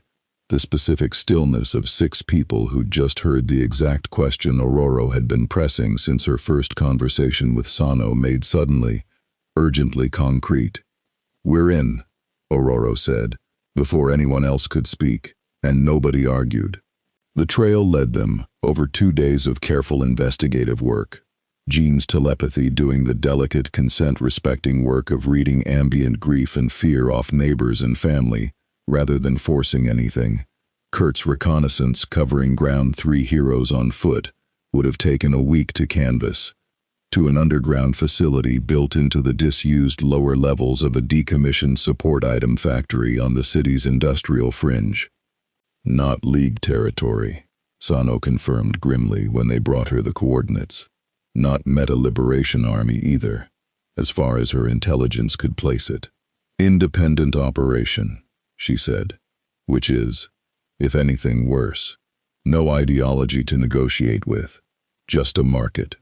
The market, when they found it, was smaller and uglier than any of them had braced for. A black clinic operation, unlicensed, buying and selling access to experimental quirk suppression and quirk transfer technology, salvaged and reverse-engineered from confiscated League tech, running human trials on people desperate or invisible enough that nobody would notice them disappearing. Quirkless kids, mostly. Scott understood within minutes of Piotr breaking down the reinforced service door. Kids whose families had been told, for years, by the country's own hero-ranked culture, that what they were was less. Kids who'd answered ads promising a quirk could be bought if you knew where to look and didn't ask what it cost the last person who'd sold theirs away. The boy they'd come for was alive, restrained, terrified, but alive, strapped into a chair rigged with equipment that made Jean go pale the moment she got close enough to read the intent behind it. "They weren't going to give him a quirk," she said quietly, working the restraints free with careful hands, while Logan and Piotr handled the 2 guards who'd tried to stop them, neither guard walking away with anything worse than a night in a commission holding cell. They were going to test whether quirkless bodies could be made to host transferred ability at all, using tech built off principles the League abandoned as too unstable to use on their own people. She looked up, sick. He was a data point, not even the product. Just the experiment before the product. They got him out. He was shaking, dehydrated, more frightened of the 6 strangers who'd broken down the door than grateful, at first, until Miruko crouched down to his eye level and said, in the plain, unadorned way that made her, Scott had come to realize, considerably better at this particular part of the job than her reckless reputation suggested, "You're safe. I know you don't believe that yet. You will. Your mom's 3 streets from here losing her mind waiting for you, and we're taking you to her right now." Aurora carried him out herself, wrapped in her own cloak against the cold, and said nothing the entire walk back to the surface. But Scott, watching her face in the harsh work lights of the ruined factory floor, understood exactly what she was thinking, because he was thinking some version of it too, that the boy in her arms was proof, ugly and undeniable, of precisely the gap Yotsubashi's opening recording had named. A system that ranked strength so completely, it left the strengthless invisible enough to be harvested by whoever was cruel enough to look. The facility's operator was in custody within the hour, a mid-level black market broker, unremarkable, already talking fast in the particular way of someone eager to trade information for leniency. What he gave the commission investigators, and what Sano relayed to the 6 of them that night, changed the shape of everything again. He didn't build any of the tech himself, Sano said. He's a middleman, buys salvaged research, sells access. According to him, most of what he was running came from a single supplier, someone who's been quietly offloading fragments of abandoned League research for the better part of a year, through brokers exactly like this one, to anyone willing to pay and keep quiet. She hesitated. He gave us a description. Thin, hollow-eyed, lab coat, even underground, even in a place like that. Garaki, Jean said, flat, certain. We can't confirm it's him specifically, Sano said, but the pattern fits everything we feared 2 weeks ago. If it is him, he's not just researching the 6 of you anymore. He's actively funding a network of exactly the kind of exploitation you found tonight, using whatever this country's cruelest gaps in its own system provide him, testing on the people it already treats as disposable, refining whatever he's building before he ever points it at something as dangerous as trying it on one of you directly. Aurora, who had not spoken since the debrief began, finally did. Then he and Yotsubashi are pointing at the exact same wound, she said quietly. One man is trying to burn the system down, because it leaves people like that boy invisible. The other is exploiting the same invisibility to build whatever weapon he thinks he'll eventually need against people like us. She looked around the room. That is not a coincidence. That is what happens to any wound a system refuses to close. Someone eventually decides to use it, for good or for cruelty, and sometimes, God help us, for both, at once in the same movement. Nobody in the room disagreed with her, because nobody could. The boy's mother met them at a commission safe house an hour later, a small, exhausted woman who held her son so tightly, Scott half expected to hear something crack, and who, when she finally looked up at the 6 strangers who'd found him, didn't ask what they were or where they'd come from. She simply said, in a voice worn thin with 3 days of not sleeping, "Thank you." And then, quieter, almost to herself, nobody else would even look. It was Aurora who answered her, kneeling to the woman's eye level, the way Miruko had knelt to the boys. "We looked," Aurora said. "And we'll keep looking for as long as we're able to be here. That's not nothing. I know it isn't everything you deserve from a country that should have looked before we ever had to." She held the woman's gaze. "But it's what we can give you honestly tonight." Walking out of the safe house afterward, into a cold, clear night with real stars visible for once above the city's glow, Scott fell into step beside her. "That's the closest I've heard you come to an answer," he said, "for what this country owes people like him." "It isn't an answer," Aurora said. "It's a start of one, the honest kind, not the kind a man in a boardroom sells wrapped around a threat." She looked up at the sky, drawing a slow, deliberate breath of real open air. "I still don't know what the whole answer looks like, Scott. I'm not sure this country knows either, not fully, not yet. But I know now, at least, what it looks like when the people actually try and get it right, instead of merely talking about getting it right eventually." She glanced at him. "That matters more to me tonight than it did 2 weeks ago. I wanted you to know that." He nodded, and didn't press further, because some things needed to be arrived at slowly, and he understood, watching her walk beside him under a borrowed sky, that she had just taken a real step down that road, not toward blind trust in a system still imperfect and still capable of reaching for a cage the moment it felt threatened, but toward something more durable, trust in the specific people within that system who kept choosing, case by case, night by night, to do the harder, honester thing.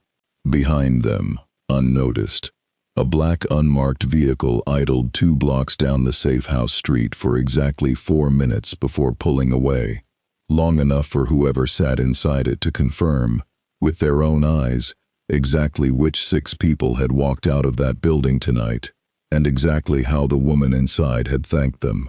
The report reached Kyudai Garaki's temporary lab within the hour, filed alongside 2 weeks of quietly accumulated data, confirmed immunity to disintegration-type decay in at least 1 subject, confirmed high-yield energy projection capacity in a second, confirmed telepathic sensitivity with an apparently voluntary ethical restraint that made it, in the doctor's clinical estimation, more interesting rather than less. He added the safe house report to the file without particular urgency, the way a man adds 1 more data point to an experiment he has already decided he has time to run correctly. Patience, he murmured to the empty lab, to no one. The same word he had murmured to himself for years over slower, crueler research. They will make themselves known to us eventually. Everything interesting always does, if you simply wait long enough to see what it becomes under enough pressure. The invitation arrived 3 days later, and this time Rikiya Yotsubashi didn't bother with couriers or sealed drives. He simply had his people arrange, through entirely legal channels, a public charity gala hosted by the Detnerat Corporation's foundation arm, the kind of glittering, press-heavy event that made refusing an appearance considerably more conspicuous than accepting one, and made any confrontation there, by design, impossible to escalate past words. It's a trap wrapped in etiquette, Sano said flatly, reviewing the invitation the commission had also, notably, received. Yotsubashi had invited half the hero establishment alongside the 6 of them, ensuring maximum witnesses and maximum restraint on all sides. He knows we can't storm a nationally televised charity function. He knows you can't refuse without it reading, publicly, as the commission keeping you locked away from a legitimate philanthropic event. He's not asking you to a meeting. He's asking you to a stage, and he's built the whole set himself. Then we go, Ororo said, before anyone could argue otherwise. And we make sure the stage tells the story we choose, not only the one he's written for it. Endeavor, present for the briefing more out of habit now than requirement, made a low sound of grudging approval. That's the only correct answer. Refuse a man like Yotsubashi a stage, and he simply builds a bigger one somewhere you can't watch. Better he performs where we're standing in the room. The gala occupied the top 3 floors of Detnerat Tower, glass and gold and orchestral music, a crowd of industrialists and minor political figures and, scattered carefully throughout, enough hero agency representatives to make the room read, to any outside observer, as a genuine cross-section of the country's respectable power, rather than a single man's calculated performance. Scott wore an unfamiliar suit that fit oddly across the shoulders and kept the visor's civilian variant dialed to its most conservative setting, and still felt, the moment they stepped off the elevator, every head in the room turn at once. Yotsubashi found them within minutes, not rushing, unhurried in the way of a man who'd built his entire evening around this single conversation, and had all night to get to it. I confess, he said, I half expected the commission to forbid your attendance. They didn't forbid much of anything, Scott said. They also didn't pretend they liked it. No, Yotsubashi agreed, faint amusement in the words. They rarely do, when someone reminds them their permission was never actually required. He gestured, unhurried, toward the wide windows overlooking the glittering city. Walk with me a moment, I promise, no recruitment pitch tonight. Merely a conversation, in front of enough witnesses that neither of us can pretend afterward it went differently than it did." Scott glanced at Aurora, who gave the smallest nod, and the two of them followed, Logan trailing 3 careful steps behind, close enough to intervene, far enough to let the conversation breathe. "I read the report on your rescue 2 weeks ago," Yotsubashi said, once they'd found a quieter corner of the floor. "The quirkless boy. Admirable work. Genuinely, I mean that without irony." He turned to face them fully. "I also read the Commission's internal assessment of the same case, which quietly notes that resourcing for quirkless missing persons cases remains, structurally, exactly as inadequate today as it was the morning that boy vanished. Nothing has changed. One boy was saved by 6 extraordinary strangers with time and ability to spare. The next won't be so fortunate, and there will be a next, because the system that failed him wasn't repaired. It was merely embarrassed, briefly, by people it couldn't control." "That's not wrong," Aurora said, before Scott could answer. "It also isn't an argument for what you're offering instead, isn't it?" Yotsubashi's expression didn't change, but something sharpened behind his eyes. "Tell me plainly then, since you've clearly thought about it more honestly than most people I meet in rooms like this one, what is the argument for patience, when patience has a body count this country simply declines to properly tally?" "The argument," Aurora said, meeting him without flinching, "is that I have watched, my whole life, men who named the exact wound you just named, and used it to justify exactly the cruelty you claim to be fighting against. Burning a broken system down doesn't automatically build a better one in its place. Sometimes it simply hands the wreckage to whoever's strongest enough to stand on top of it when the dust settles.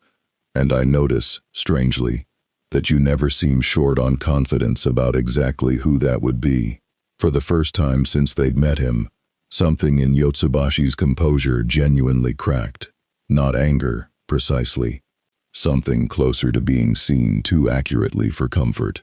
"My father built an empire on the belief that strength alone should determine who rules," he said, quieter now, the practiced ease gone from his voice. "I have spent my entire adult life trying to prove I am building something different from his ashes. I won't pretend I always succeed at that distinction as cleanly as I'd like." He held her gaze. "But I would ask you to at least grant me this. I have never once tested that distinction on people your world already failed to protect, the way the man currently funding black market experiments on quirkless children clearly has. Whatever else you think of me, Storm, I am not Garaki, and I am not All for One. Lump me with them again, and you will find yourself considerably less accurate than you'd like to believe you're being." The name landed with weight. Scott watched Aurora absorb it, not backing down but recalibrating, the way she always did when an opponent said something true enough that dismissing it outright would have been its own kind of dishonesty. "Then prove the distinction," she said finally, "not to me. To the boy's mother. Fund the resourcing gap the Commission won't fund. Publicly, transparently, without a single string attached to it. No recruitment, no leverage, nothing you can call in later. If the wound is real, and it is, close it without making it a chess piece first." Something flickered across Yotsubashi's face, surprise, genuine and unguarded for just a moment, as though he hadn't expected to be handed a counteroffer rather than a refusal. "That," he said slowly, "is a considerably more interesting proposal than I came here prepared for." A pause, calculating. "Done." Quietly, through a foundation channel with no ties back to my other operations, "I'll have the paperwork drawn up this week." He inclined his head, something almost respectful in it. "You've cost me a recruitment pitch and handed me a genuine cause instead, Storm. I don't know whether to be irritated or impressed. I suspect, tonight, it's both." "Good," Aurora said. "Impressed is closer to honest than the alternative you were hoping for." He laughed then, short and real, the first unguarded sound they'd heard from him, I begin to understand why the six of you have been considerably harder to move than I anticipated. He glanced toward Scott. You should know, I mean this as information, not a threat. I am not the only interested party watching you tonight. There's someone else in this room who came specifically because word reached him that you'd be here. I'd suggest you find him before the evening ends, rather than let him find you on his own timing. Who? Scott asked, already scanning the crowd with new focus. Yotsubashi's smile turned thin, almost sympathetic. A journalist, or rather, a hero currently doing considerably more dangerous work than journalism. Under a cover most of this room believes completely. He nodded, subtle, toward a knot of guests near the bar, where a familiar tousled blonde head and a set of carefully folded wings stood in quiet conversation with two men Scott didn't recognize, one of whom moved with a stillness that made the hair on the back of his neck rise before he could articulate why. Hawks, Scott said. Hawks, Yotsubashi confirmed. Currently standing 8 feet from a man I believe your world would call, without much translation needed, one of the two most dangerous individuals on this entire continent. He inclined his head toward them both, unhurried, already turning to rejoin his other guests. Good luck tonight. I mean that, considerably more sincerely than you're probably inclined to believe. Scott didn't wait to watch him go. He was already moving through the crowd, Ororo half a step behind him, toward the bar, toward Hawks, toward the still, patient man beside him whose face, Scott realized with a cold drop in his stomach as he closed the distance, matched, feature for feature, down to the faint, deliberate scarring, the file photo the chief detective had shown them weeks ago, the one attached to a single devastating name. All for One was standing in the middle of a charity gala, smiling pleasantly at Hawks, and had clearly, deliberately, been waiting all evening for the six of them to finally arrive close enough to notice him. Up close, the resemblance to the file photo was almost disappointing in its ordinariness. A tall, unremarkable man in an impeccably tailored suit, silver-gray hair swept back, a face that would blend into any boardroom in the country if not for the eyes, which held the particular stillness of something that had stopped needing to perform threat a long time ago, because threat had simply become its resting state. Mr. Summers, the man said, before Scott had closed the last few feet, without turning, as though he'd tracked the approach without needing to look. And Miss Monroe, I was beginning to think Yotsubashi intended to keep you to himself all evening. Hawks beside him had gone very carefully neutral, not the easy performance of casualness he usually wore, but something tighter, more deliberate, the specific stillness of a man holding an undercover posture together, under direct pressure he hadn't fully planned for. His eyes flicked to Scott for half a second, and in it, Scott read something unmistakable. Careful. Very careful. More than you know. I don't believe we've been introduced, Scott said, level, giving nothing away. No, the man agreed, finally turning fully toward them, the pleasant expression never wavering. Though I suspect, from the particular quality of the caution in your posture just now, that you already have a fairly accurate idea who I am. I find introductions tend to go more smoothly when we skip the part where everyone pretends otherwise. He extended a hand, unhurried. You may think of me as a man with a considerable professional interest in power that doesn't fit this country's existing categories. I understand the six of you qualify rather spectacularly. Scott didn't take the offered hand. Neither did Ororo, standing close enough now that her presence alone had begun, subtly, to draw the attention of nearby guests, a faint charge building in the air around her that had nothing to do with weather. Then you'll understand, Scott said, why we're not inclined to be polite about it. Admirably direct, the man said, unbothered, lowering the hand without apparent offense. I respect that more than you'd expect. I've spent a very long career watching powerful people waste time performing courtesies neither party actually feels. Let's not do that tonight. His gaze moved, deliberate, unhurried, over each of them in turn. Not a threat display, Scott understood with growing unease, but genuine, clinical assessment, the same quality of attention Garaki's reported research notes had implied, filtered through a mind considerably more dangerous than a lab technician's. I've heard a great deal about you in a short time, a man who no-sells overwhelming force without apparent limit, a woman who commands weather at a scale this country has never produced organically, a telepath disciplined enough not to abuse the gift, which is, in my experience, considerably rarer than the gift itself. His eyes settled last on empty air just past Scott's shoulder, where Logan had positioned himself, unseen until that exact moment, close enough to intervene. And a healer whose regeneration apparently defeats decay-based erasure entirely. Shigaraki's report, incidentally. He was quite put out about it. You're well informed, Ororo said, carefully. I make a habit of it, the man said. Information is the only currency that never devalues. He tilted his head, something almost genuine flickering behind the practiced pleasantness. I imagine Yotsubashi has already made his pitch. Solidarity, a wound this country refuses to close, an invitation to help him close it on his own terms. And I imagine the Commission has offered you the opposite, cautious tolerance, provisional status, the promise that patience will eventually be rewarded with something resembling belonging. His smile sharpened, very slightly. I find both offers rather limited in imagination. I'd like to propose a third. We're not interested, Scott said.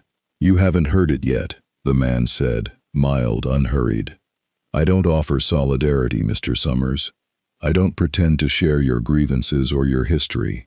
I have my own, considerably older, and they are not the same as yours. What I offer is simpler, and I suspect, to a team that has spent 20 years being told what it's allowed to become by governments that never once asked what it actually wanted. I offer no ceiling at all, no license, no registration, no provisional anything. Simply the freedom to become exactly as powerful as you are capable of becoming, with the resources to make that growth swift rather than gradual, and no one, not Yotsubashi, not the Commission, not this country's entire hero-ranking apparatus, with any say in the matter whatsoever. And in exchange, Ororo said, flat, already knowing the shape of the answer. In exchange, the man said, eventually, when I ask something of you, you do it. That's the whole of it. I don't dress it up as fellowship the way Yotsubashi does, and I don't pretend it's charity, the way the Commission's provisional status paperwork implies. It's a transaction. I find transactions considerably more honest than either of the alternatives you've been offered so far, precisely because neither side has to pretend to feel something they don't.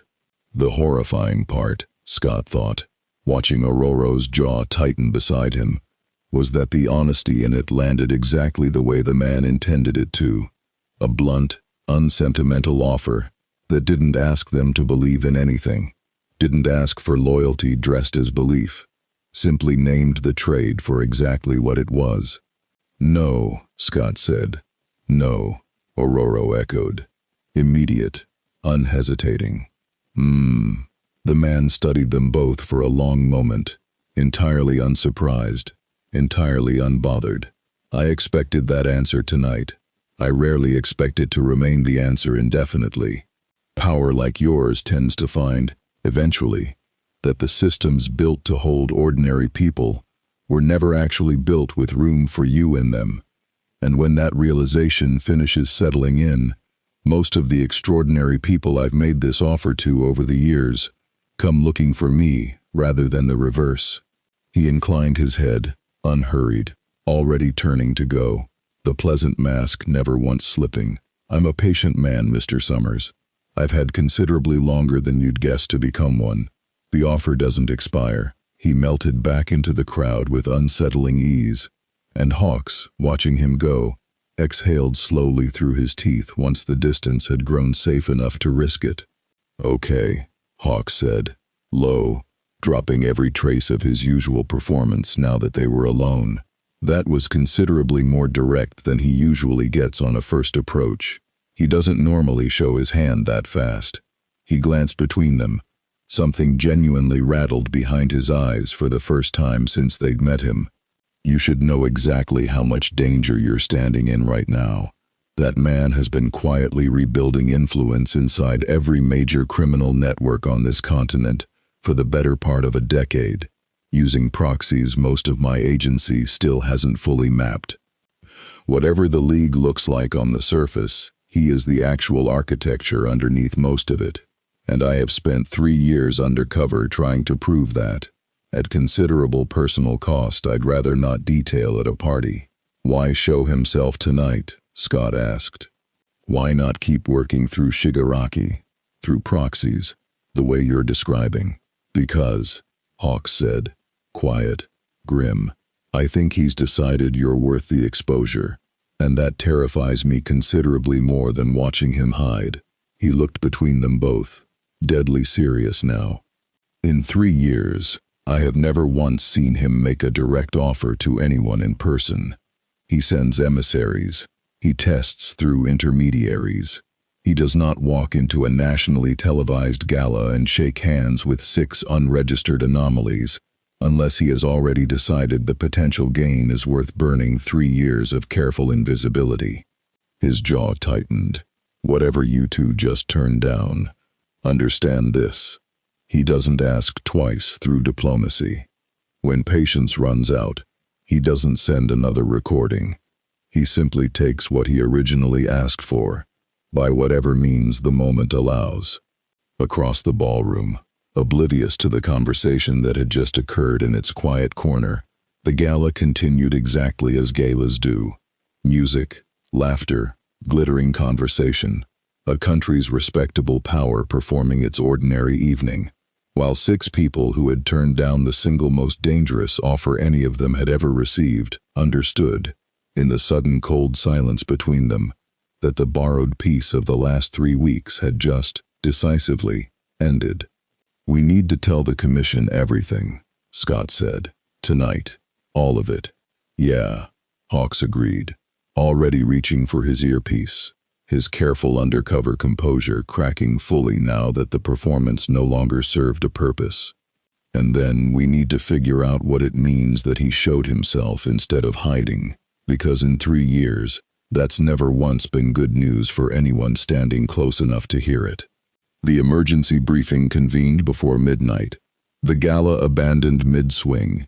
Endeavor and the chief detective and Sano crowded into a secured commission conference room, alongside all 6 X-Men, and a visibly shaken Hawks, who'd shed the last of his undercover polish somewhere between the elevator and the door. "I need to be clear about what just happened," Hawks said, before anyone else could speak, "because I don't think the 6 of you fully grasp the significance yet, and neither, frankly, does anyone else in this room, until I say it plainly. In 3 years of embedded work, I have built the single most complete intelligence picture this agency has ever had on that man's actual network.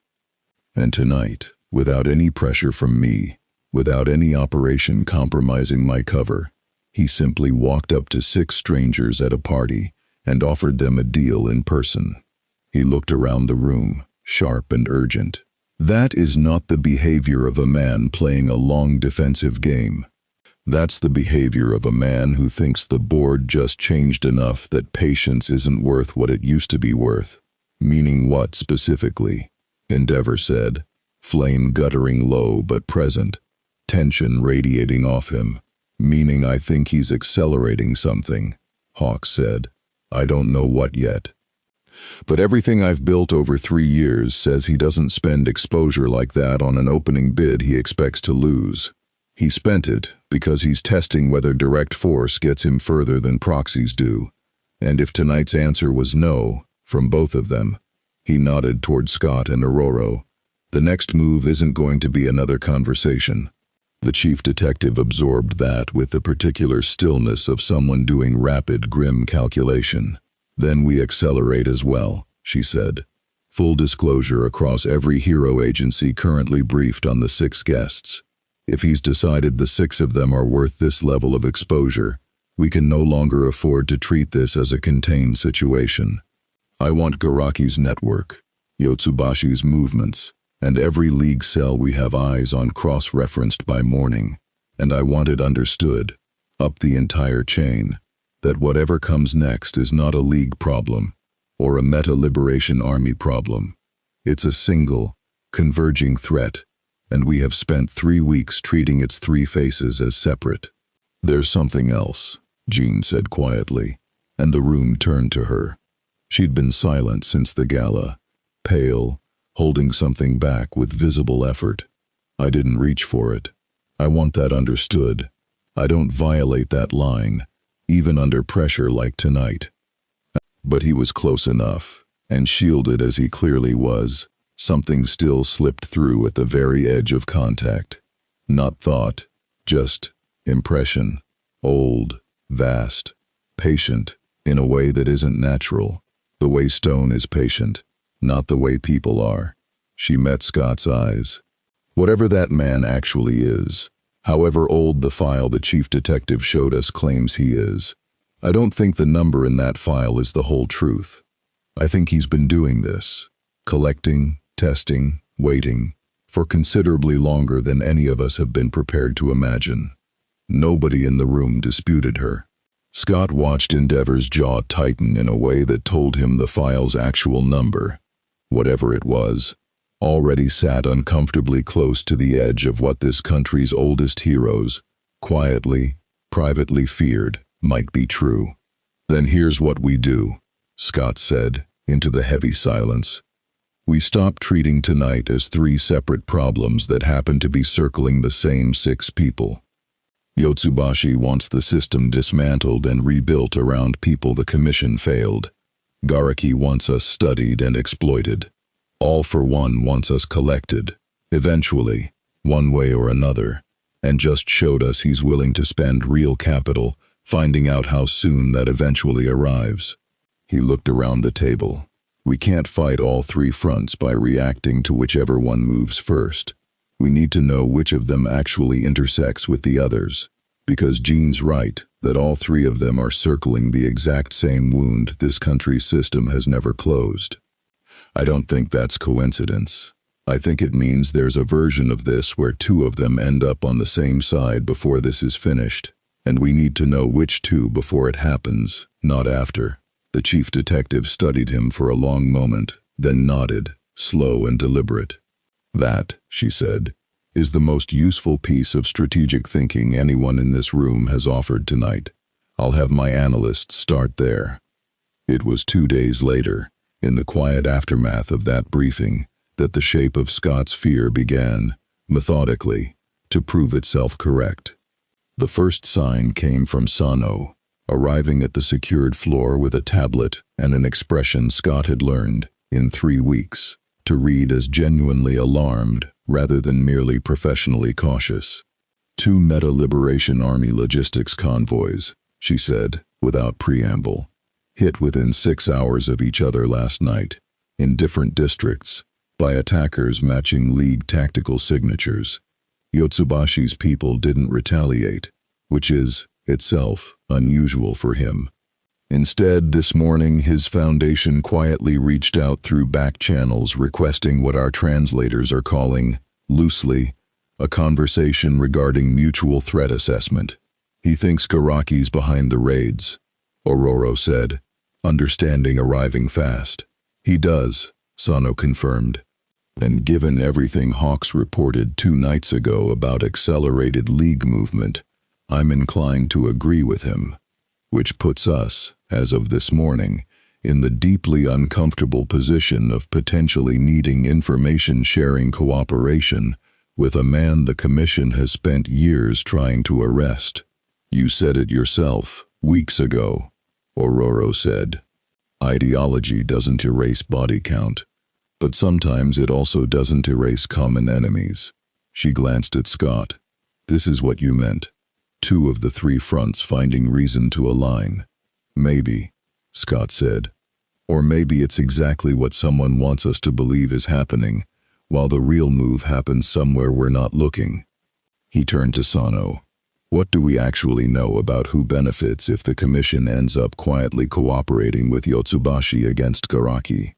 Sano didn't have an answer yet, and the absence of one sat in the room like its own kind of warning. They got a partial answer that night, and it arrived in the worst possible way. An alert, sudden and total, tearing through every commission channel simultaneously. A Meta-Liberation Army stronghold on the city's northern edge. Breached, casualties confirmed, and at the center of the wreckage, according to the first frantic reports reaching the Commission's coordination office, a fight that had already ended by the time anyone arrived to witness it. Rikiya Yotsubashi was alive, barely, found unconscious amid the ruin of his own stronghold's command center, his stress quirk visibly, catastrophically overtaxed in a way medical staff would later describe as bordering on self-destructive, as though he'd pushed himself to a limit he'd never previously been forced to touch. Beside him, in the wreckage, three of his most senior lieutenants lay dead, not from combat wounds, the medical examiner would report within hours, working through evidence that made even Endeavor go quiet and grim reading it. Their bodies showed no external trauma at all. Something had simply reached inside them and taken what it wanted, leaving the rest behind like packaging discarded after unwrapping a gift. That's not Shigaraki's signature, Sano said, ashen, reading the preliminary report aloud to the assembled team in the dead of night. That's not disintegration. That's... She stopped, forced herself to finish it. That's consistent with a single confirmed capability in this entire country's threat database. Quirk extraction. Direct, forced, lethal removal. Scott felt the cold certainty settle before she even said the name, because he'd already understood. The moment Sano described bodies emptied rather than broken. All for one, Ororo said quietly, into the silence that followed. He wasn't testing an offer at the gala, Scott said, slow, the full shape of it arriving at once. He was buying time to finish deciding whether Yotsubashi's growing MLA Commission cooperation was worth eliminating before it became a genuine threat to whatever he's actually building. And once he decided, he looked at the report, at the description of bodies stripped of their gifts and left behind like husks. He didn't send Shigaraki. He came himself. Which means, Hawks said, arriving breathless at the door, having run the full distance from wherever the night's chaos had scattered him, the man who offered the six of you a transaction 2 nights ago just proved, in the most brutal way possible, exactly what happens to people who become inconvenient to him instead of useful. He met Scott's eyes, grim. Yotsubashi's stable, barely, and the very first thing he asked, the moment he regained consciousness 20 minutes ago, wasn't about his own people. Hawk swallowed. He asked whether the 6 of you were safe. Said, and I'm quoting his exact words here because I think you need to hear them plainly, tell them I understand now, in a way I didn't 2 nights ago, exactly what kind of patience they were right to refuse. The room absorbed that in heavy, total silence, and Scott understood, with a certainty that settled cold and permanent in his chest, that whatever careful 3-front balance they'd been navigating for 3 weeks had just, violently, collapsed into something far more dangerous and far more singular. A war no longer circling 6 strangers with curious, patient interest, but converging, fast and lethal, toward whichever front proved strong enough to survive contact with the oldest and most dangerous thing in this entire broken system. Rikiya Yotsubashi received them in a hospital room he'd insisted on turning into something closer to a command post than a recovery ward. Monitors he'd waved off twice, aides hovering nervously at the door, a body visibly diminished from the composed man they'd met at the gala 3 nights earlier. His stress quirk had cost him something real this time. muscle mass stripped away by overuse, the way a furnace consumes its own fuel. And the eyes that tracked Scott and Aurora as they entered held none of their previous easy confidence, only a hard, chastened focus that Scott recognized, uncomfortably, as the look of a man who had just discovered the actual size of the thing he'd spent years believing he understood. "I won't waste your time pretending this is a social visit," Yotsubashi said, voice rougher than before but steady. "I asked to see you because I think, as of 3 nights ago, we no longer have the luxury of treating each other as separate problems. You said something to Hawks," Scott said, "that you understood now, what kind of patience we were right to refuse." "I did." Yotsubashi's jaw tightened. "I have spent a decade building an organization on the belief that this country's power structure could be dismantled by anyone willing enough to apply sufficient pressure at the right seams. I believed, arrogantly, that I understood the true ceiling of what opposed me, the Commission, the hero rankings, even the League, insofar as I bothered to think of Shigaraki's people as more than opportunistic chaos." He met their eyes, and something genuinely humbled moved behind them. "I did not understand, until 3 nights ago, that above all of it sat something considerably older and more patient than anything I'd accounted for. Something that has apparently been quietly permitting every faction in this country's underworld to exist exactly insofar as it found us useful. The same way it is currently, I suspect, deciding whether the 6 of you are worth collecting or worth eliminating for proving too costly to collect." Ororo studied him carefully. "You're asking for an alliance. I'm asking for something more limited, and I think more honest than that," Yotsubashi said. "Information sharing, coordination against a single confirmed threat that has now killed 3 of my people and nearly killed me, purely because our continued growth had become inconvenient to whatever timeline he's actually running.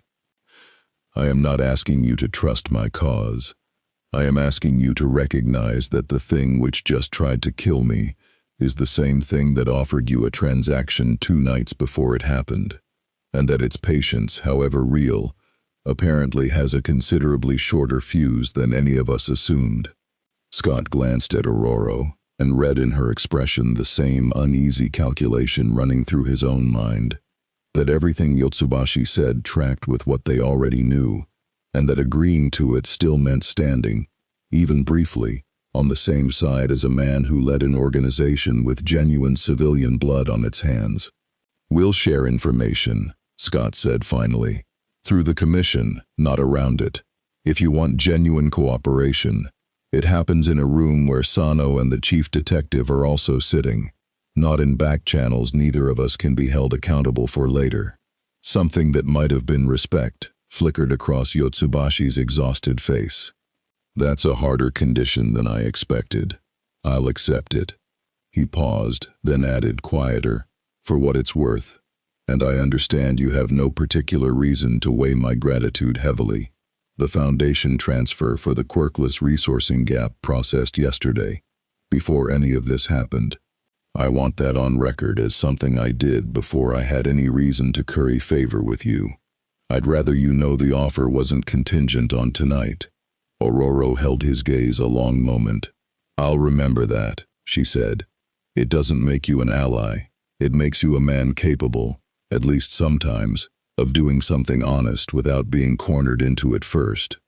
That matters more than you'd guess, in the company you and I have both been keeping lately."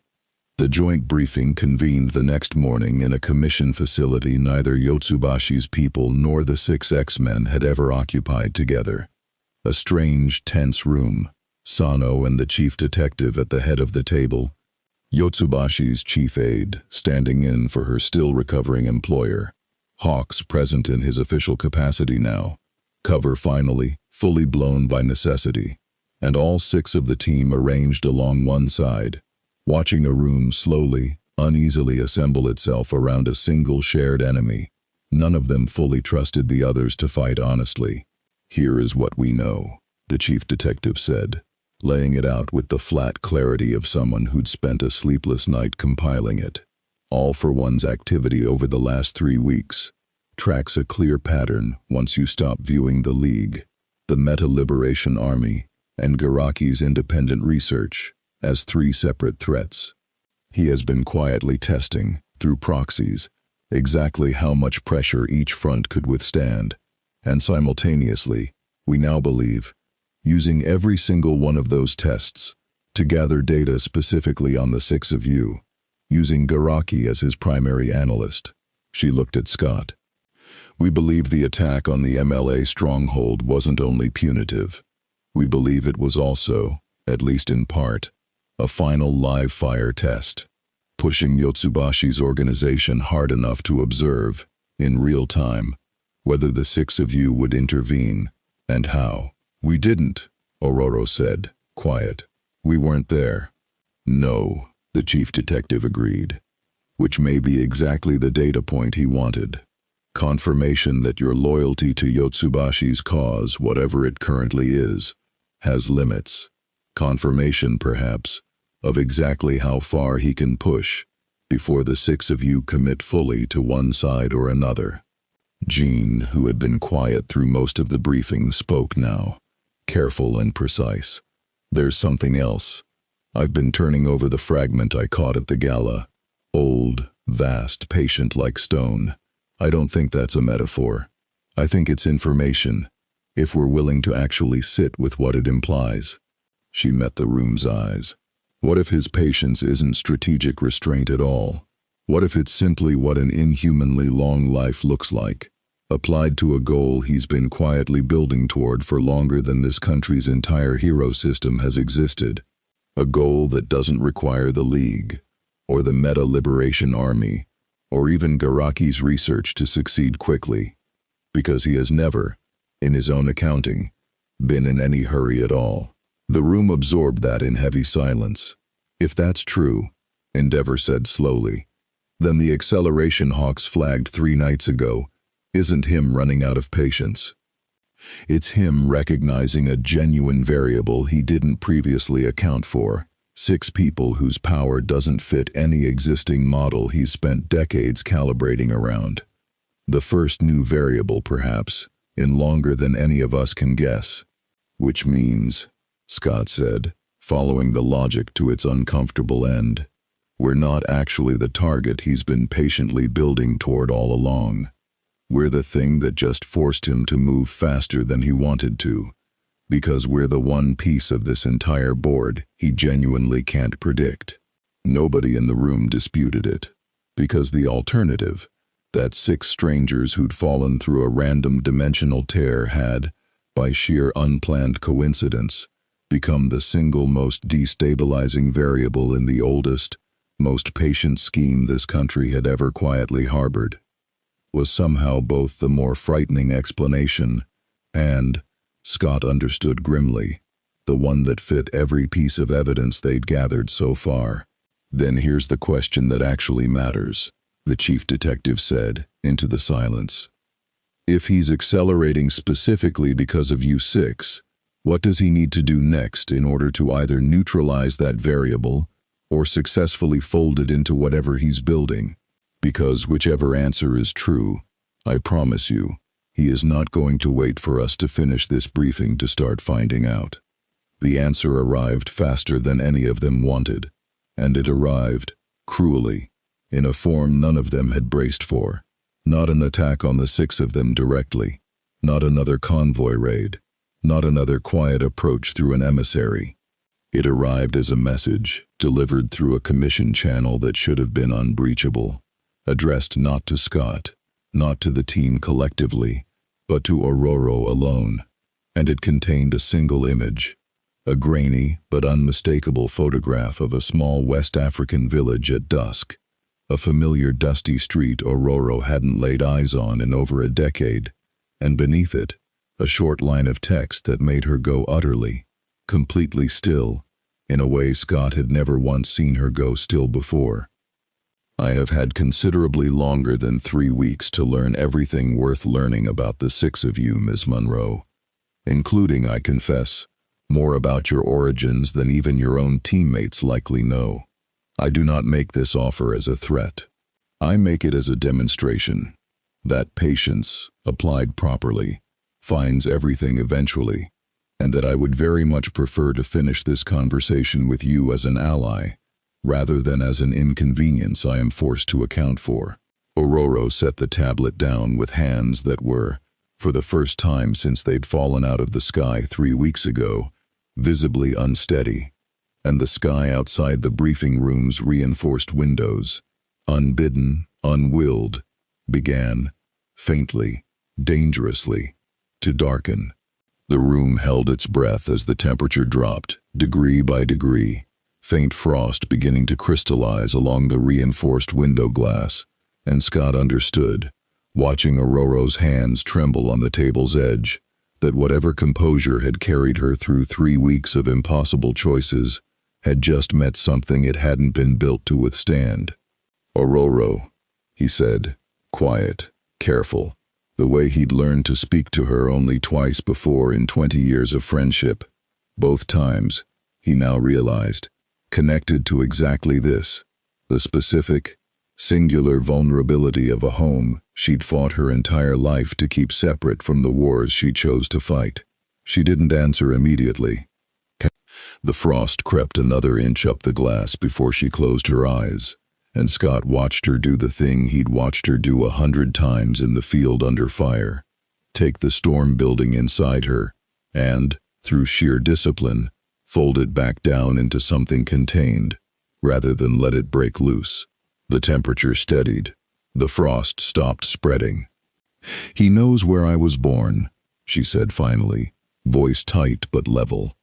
"Not the village's name in any official record, the actual place, the actual street, details I have told exactly 4 people in my entire life, none of whom are in this room, and none of whom, I would have sworn until 30 seconds ago, would have had any reason or any means to share that with a man on another planet. That doesn't mean he found it through them," Jean said gently. "You said yourself, he's old, patient beyond anything strategic. If what he showed us at the gala is real, if his reach genuinely extends as far as we're beginning to suspect, he may not have needed anyone to tell him. He may simply have means of finding things the rest of us can't imagine yet." "That's not comforting, Jean," Ororo said, sharper than she meant to, then caught herself, breathed. "I'm sorry. I know you meant it to be." "You don't owe anyone an apology for that," Pyotr said quietly, from across the table, his own voice carrying the particular weight of a man who understood, more than most in the room, exactly what it cost to have the one place that had ever felt safe, suddenly proven reachable by something merciless. "I remember what it did to me, the first time someone with real power showed me they could touch the one thing I believed was mine alone to protect. It does not weaken you, that it shook you. It would worry me more if it hadn't." The chief detective, watching this unfold with careful professional restraint, finally spoke. "I won't pretend to understand the full weight of what you're carrying right now," she said to Ororo, "but I can tell you, as someone who has spent 30 years studying exactly this kind of psychological pressure tactic, that this message was not primarily a threat. It was leverage, offered as generously as a man like him is capable of offering anything, proof of reach, meant to make an alliance feel safer than refusal. That doesn't make it less cruel. It does mean he still wants you recruited more than he wants you afraid. Which means, for now, your village is not actually in danger. You are simply being shown that it could be, if you continue refusing him." "That's meant to be reassuring," Logan said flatly, "and it is somehow making me angrier instead." "It's not meant to comfort you," the chief detective said. "It's meant to help you make the next decision clearly, instead of from fear. Those are different things. And right now, clarity is the only advantage we actually have left."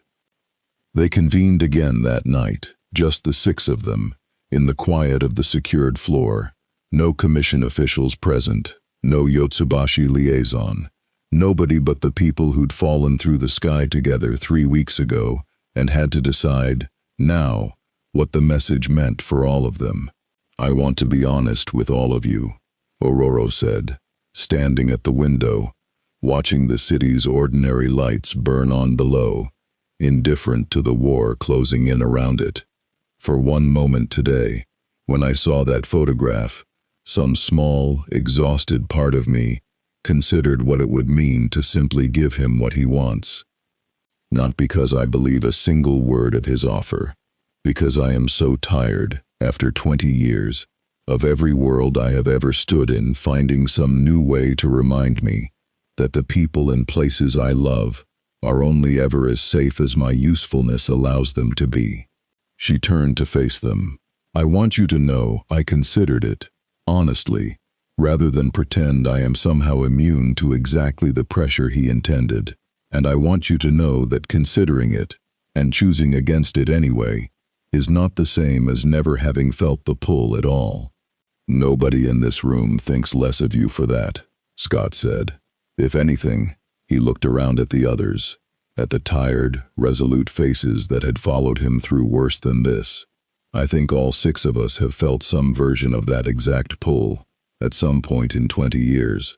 That's not weakness. That's the actual cost of doing this, as long as we have. So what do we do? Kurt asked, quieter than his usual register, the weight of the evening pressing even his natural buoyancy down. We cannot simply wait for him to decide our answer for us. No, Scott agreed. We don't wait.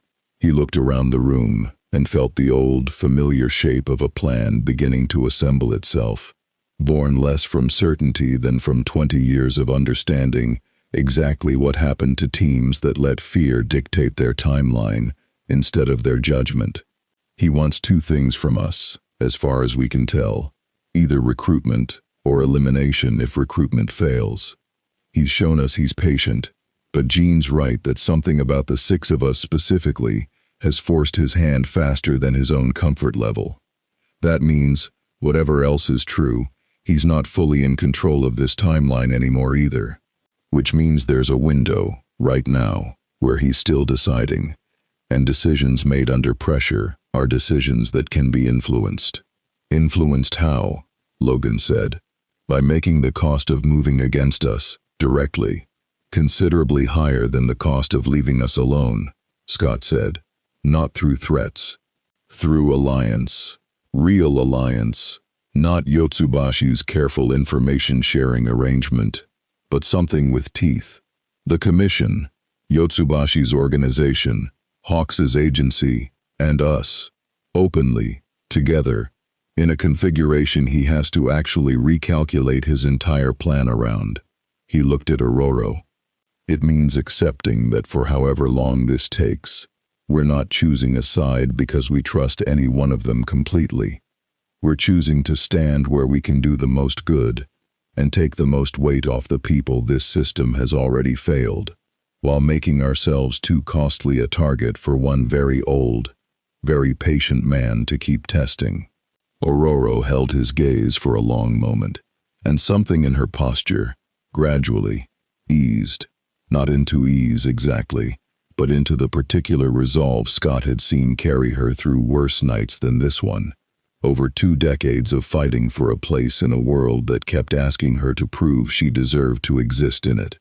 Then let's build that alliance, she said, properly, before he decides for us what happens next.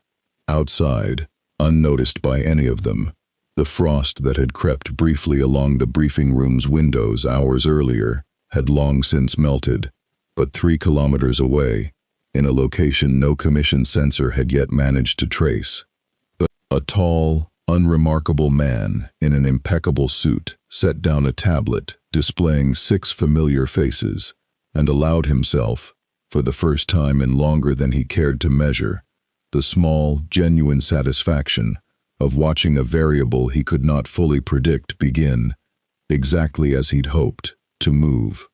Good, he said quietly, to the empty room, to no one. Now let's see what kind of alliance they actually build, and whether it's strong enough to be worth taking whole, rather than simply taking apart. Building the alliance took 4 days, and it was, Scott would reflect afterward, some of the hardest diplomatic work he'd done in 20 years, of leading a team that had never once been fully welcome anywhere, not because any single party refused outright, but because every party involved carried decades of mutual distrust that didn't simply dissolve because a common enemy had finally grown undeniable. The first real obstacle arrived in the shape of Endeavor, standing at the head of a war room the Commission had hastily assembled, arms crossed, flame-banked but present, staring down a proposal that would have been unthinkable to him 3 weeks earlier. "I am being asked," he said, flat, to the room at large, "to coordinate openly with a man who leads a criminal organization responsible for civilian casualties this country has spent years trying to prosecute him for. I need someone to explain to me, plainly, why that is meaningfully different from surrender. Because the alternative," the chief detective said, "is continuing to fight 3 separate fires, while the one actually burning the house down finishes deciding whether to simply take the whole structure at once. You've read the same reports I have, NG. All for One is not waiting on our comfort level. He's testing how fractured he can keep us while he finishes whatever he's actually building.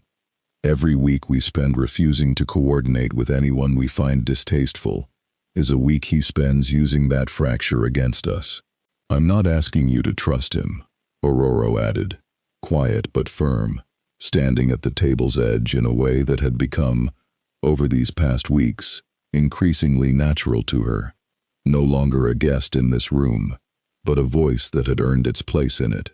"I'm asking you to recognize that the 6 of us stood in that man's presence for less than 10 minutes and walked away understanding, immediately and completely, that everything we've fought about internally, the Commission's caution, Yotsubashi's fury at a broken system, is a rounding error compared to what he actually represents.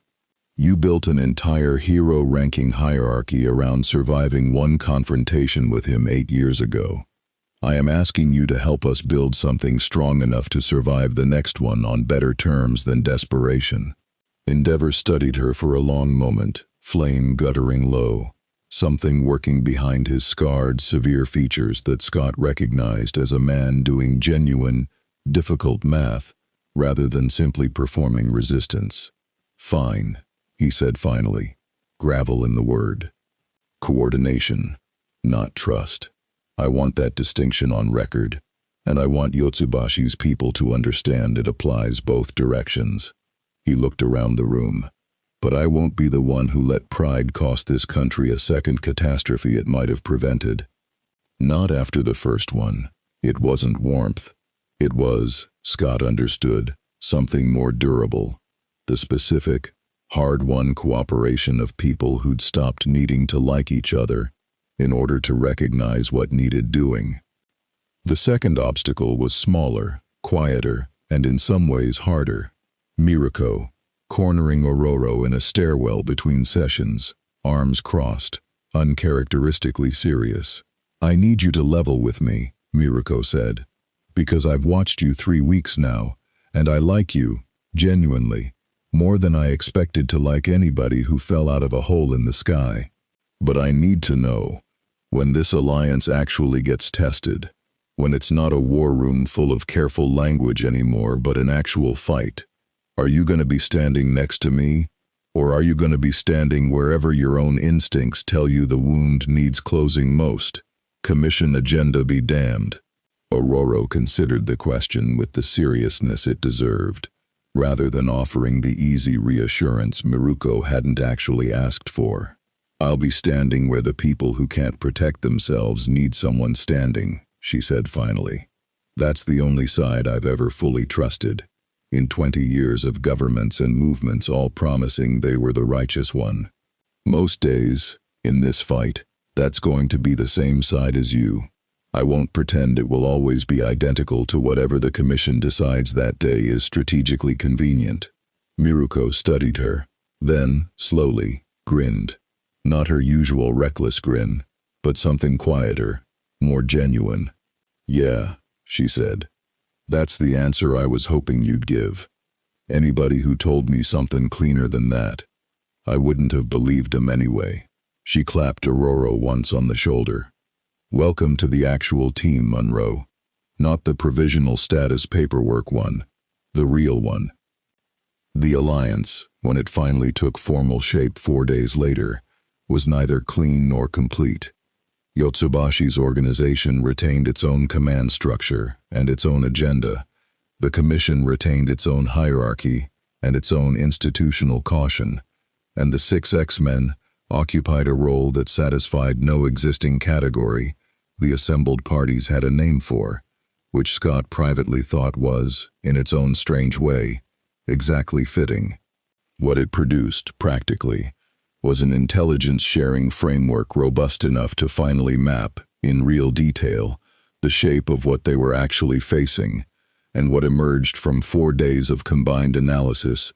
Garaki's confirmed research patterns cross-referenced against Yotsubashi's underworld intelligence and the Commission's own 8-year-old files on All for One's known operational history, was worse than any of them had individually feared.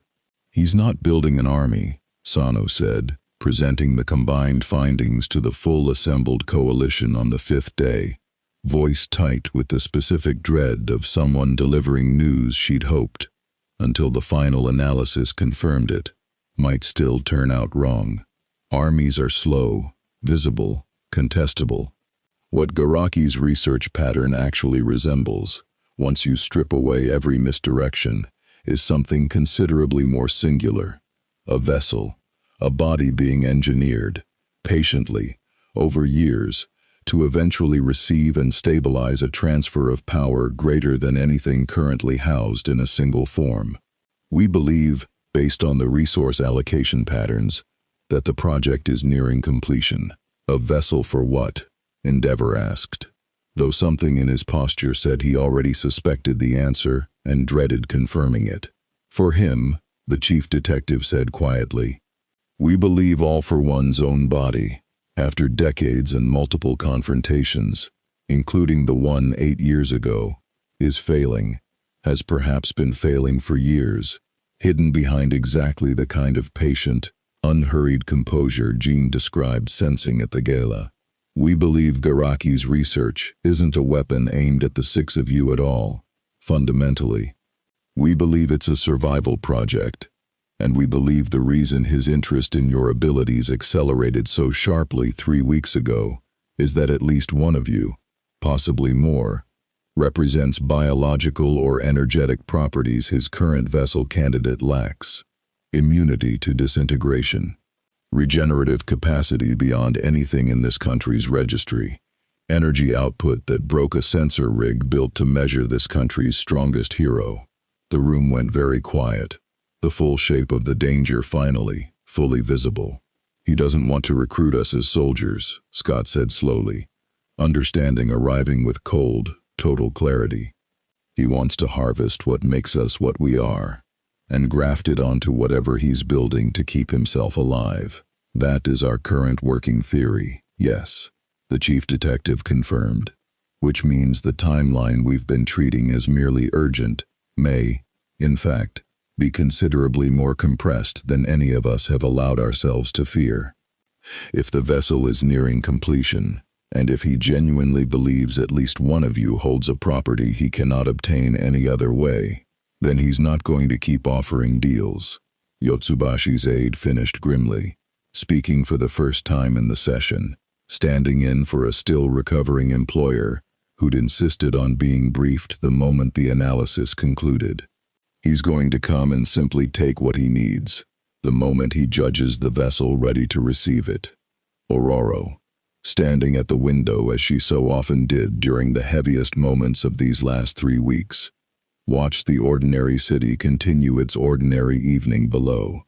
Commuters, streetlights, a world with no idea how close it stood to a war that had, until this moment, been fought largely in shadows and careful negotiations. "Then we don't wait for him to decide the timeline anymore," she said, turning back to the room, voice steady despite everything the analysis had just confirmed. "We force it. We find Garaki's actual facility, and we end this before that vessel is ever allowed to wake up." Finding Garaki's facility took 2 more days of combined intelligence work.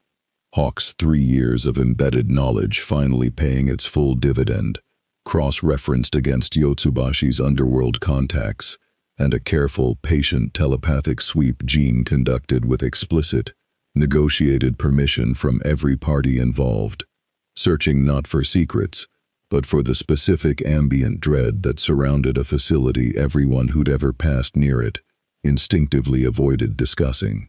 They found it beneath a decommissioned industrial complex on the coast, 40 kilometers south of the city, reinforced, isolated, powered by its own independent grid, the kind of facility built by someone who'd had decades, not months, to perfect the art of hiding in plain sight.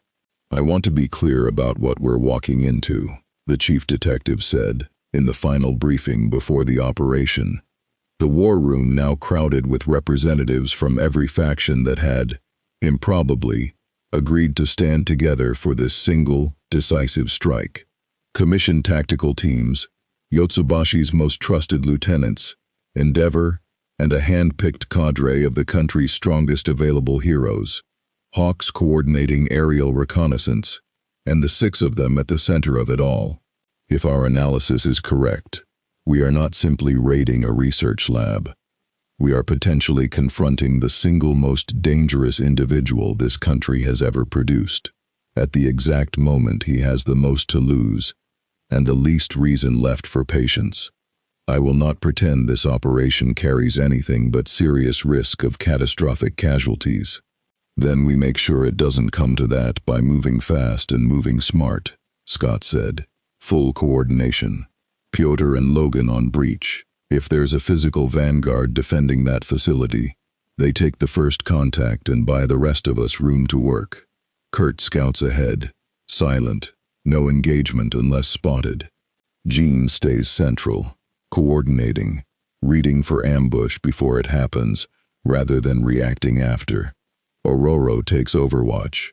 If this becomes a running fight across that facility's grounds, weather control is our best tool for controlling where it happens. He looked around the assembled coalition. Endeavor, your team takes the perimeter, cutting off any attempt at reinforcement or extraction. Yotsubashi's people hold the secondary approach, in case this is a diversion and the real target's somewhere else entirely. Hawks stays airborne, eyes on everything, calling adjustments in real time. "And you?" Endeavor asked. "I go in with Ororo and Jean, toward whatever core Garaki's actually protecting," Scott said. "If the theory's right, and there's a vessel down there nearing completion, we don't leave that facility until it's confirmed destroyed, or confirmed empty. That's the whole objective. Everything else is buying us the time to reach it." The plan held the particular tension of every plan built on incomplete information. Solid where the intelligence was solid, fragile everywhere it wasn't, and everyone in that room understood, without needing to say it aloud, that the coming hours would test every fragile piece of the alliance they'd spent 4 days assembling. The breach began at 0300. Under cover of a storm, Ororo had spent the previous 2 hours patiently, deliberately building offshore. Not the wild, furious weather she was capable of, but something more controlled, low cloud cover, and driving rain calibrated to blind conventional surveillance, without alerting anyone to the fact that the weather itself was a weapon rather than coincidence. Piotr went through the facility's reinforced outer gate the way he went through most obstacles, directly, without hesitation, steel fists crumpling reinforced alloy like foil. Logan a half step behind him, already engaging the first wave of security that poured out to meet them. League-affiliated fighters whose confusion at facing an unkillable wall of steel and an unstoppable healer bought the strike team's first crucial minute of clean advance. Kurt teleported ahead through the chaos, a string of soft concussive displacements carrying him deep into the facility's interior corridors before the first alarm had even fully sounded, mapping the layout in real time, feeding coordinates back through the comm relay Jean maintained with careful, disciplined focus, even as the ambient noise of hundreds of frightened, aggressive minds around the facility threatened to overwhelm her filtering. Command levels 3 floors down, Kurt reported, breathless, ducking around a corner as return fire chewed the wall beside him. Heavy resistance concentrating around what looks like a medical or research wing. I count at minimum a dozen combatants, and something at the center of it reading considerably stranger than the rest. That's the vessel, Jean confirmed, eyes closed, reaching carefully, deliberately, only far enough to confirm shape rather than violate the deeper ethical line she held even now. It's aware, somehow. Not conscious, not exactly, but not inert either. Something in between, waiting. Scott, Aurora and Jean pressed deeper through corridors lit by flickering emergency lighting, past research equipment and containment chambers that told, in silent physical evidence, the story of exactly how many bodies this facility had consumed in service of its patient, singular goal. Aurora felt the weight of it settle on her with every step. Not fear exactly, but a grim, growing certainty that whatever they found at the center of this place would confirm every worst fear the last 3 weeks had built. They found Garaki himself first, in a lab that looked less like a medical facility and more like a shrine. Banks of monitoring equipment surrounding a single reinforced chamber at the room's center. Thin, hollow-eyed, exactly as his surveillance photo had promised, standing at a console with the particular calm of a man who had genuinely never once, in this entire operation, expected to lose. I confess mild disappointment, Garaki said, not turning immediately, still working at his console. I'd hoped for more time before this conversation became necessary, but I suppose patience only extends so far, even for men who've made a career of practicing it. He turned finally, unhurried, meeting their eyes with clinical, unbothered interest. You've come to destroy something you don't fully understand. I'd ask you to consider, before you do, whether that's wisdom or merely fear wearing wisdom's clothing. We understand enough, Scott said, visor already tracking the reinforced chamber behind him, the strange, waiting stillness Jean had described radiating off it, even from this distance. We understand you're building a body to keep a monster alive past whatever should have been his natural end. That's all the understanding this requires. A monster, Garaki repeated, something almost wistful in the word. I've heard that description applied to my employer more times than I can count, by men who understood him considerably less than I have. After decades at his side, I won't pretend he is a gentleman. I will tell you, since you're about to try to end my life's work regardless of anything I say, that the alternative to his continued survival is not peace. It is a vacuum. Every faction currently held in check by fear of him, suddenly free to war for what he leaves behind, with considerably less restraint than even he has shown. He gestured, almost gently, toward the chamber.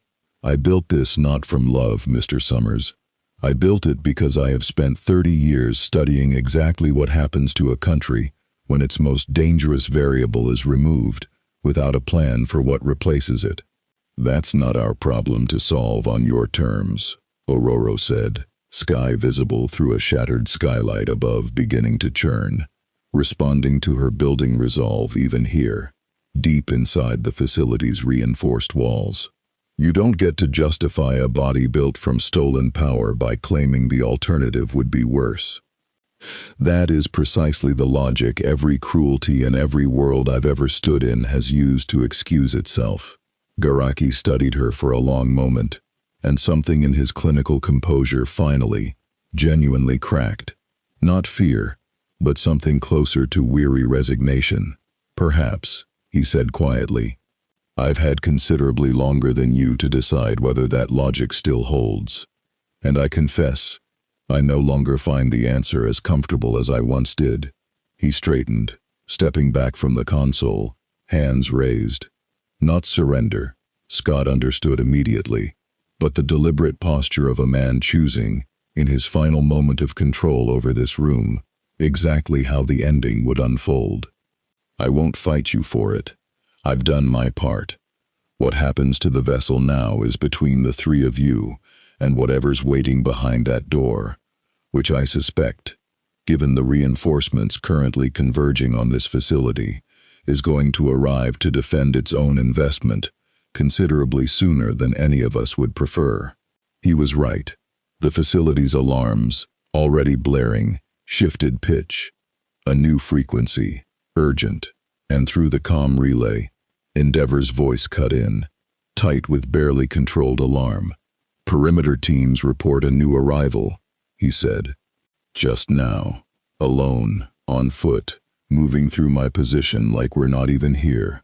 A pause, and when he spoke again, something in his voice had gone genuinely, uncharacteristically unsteady.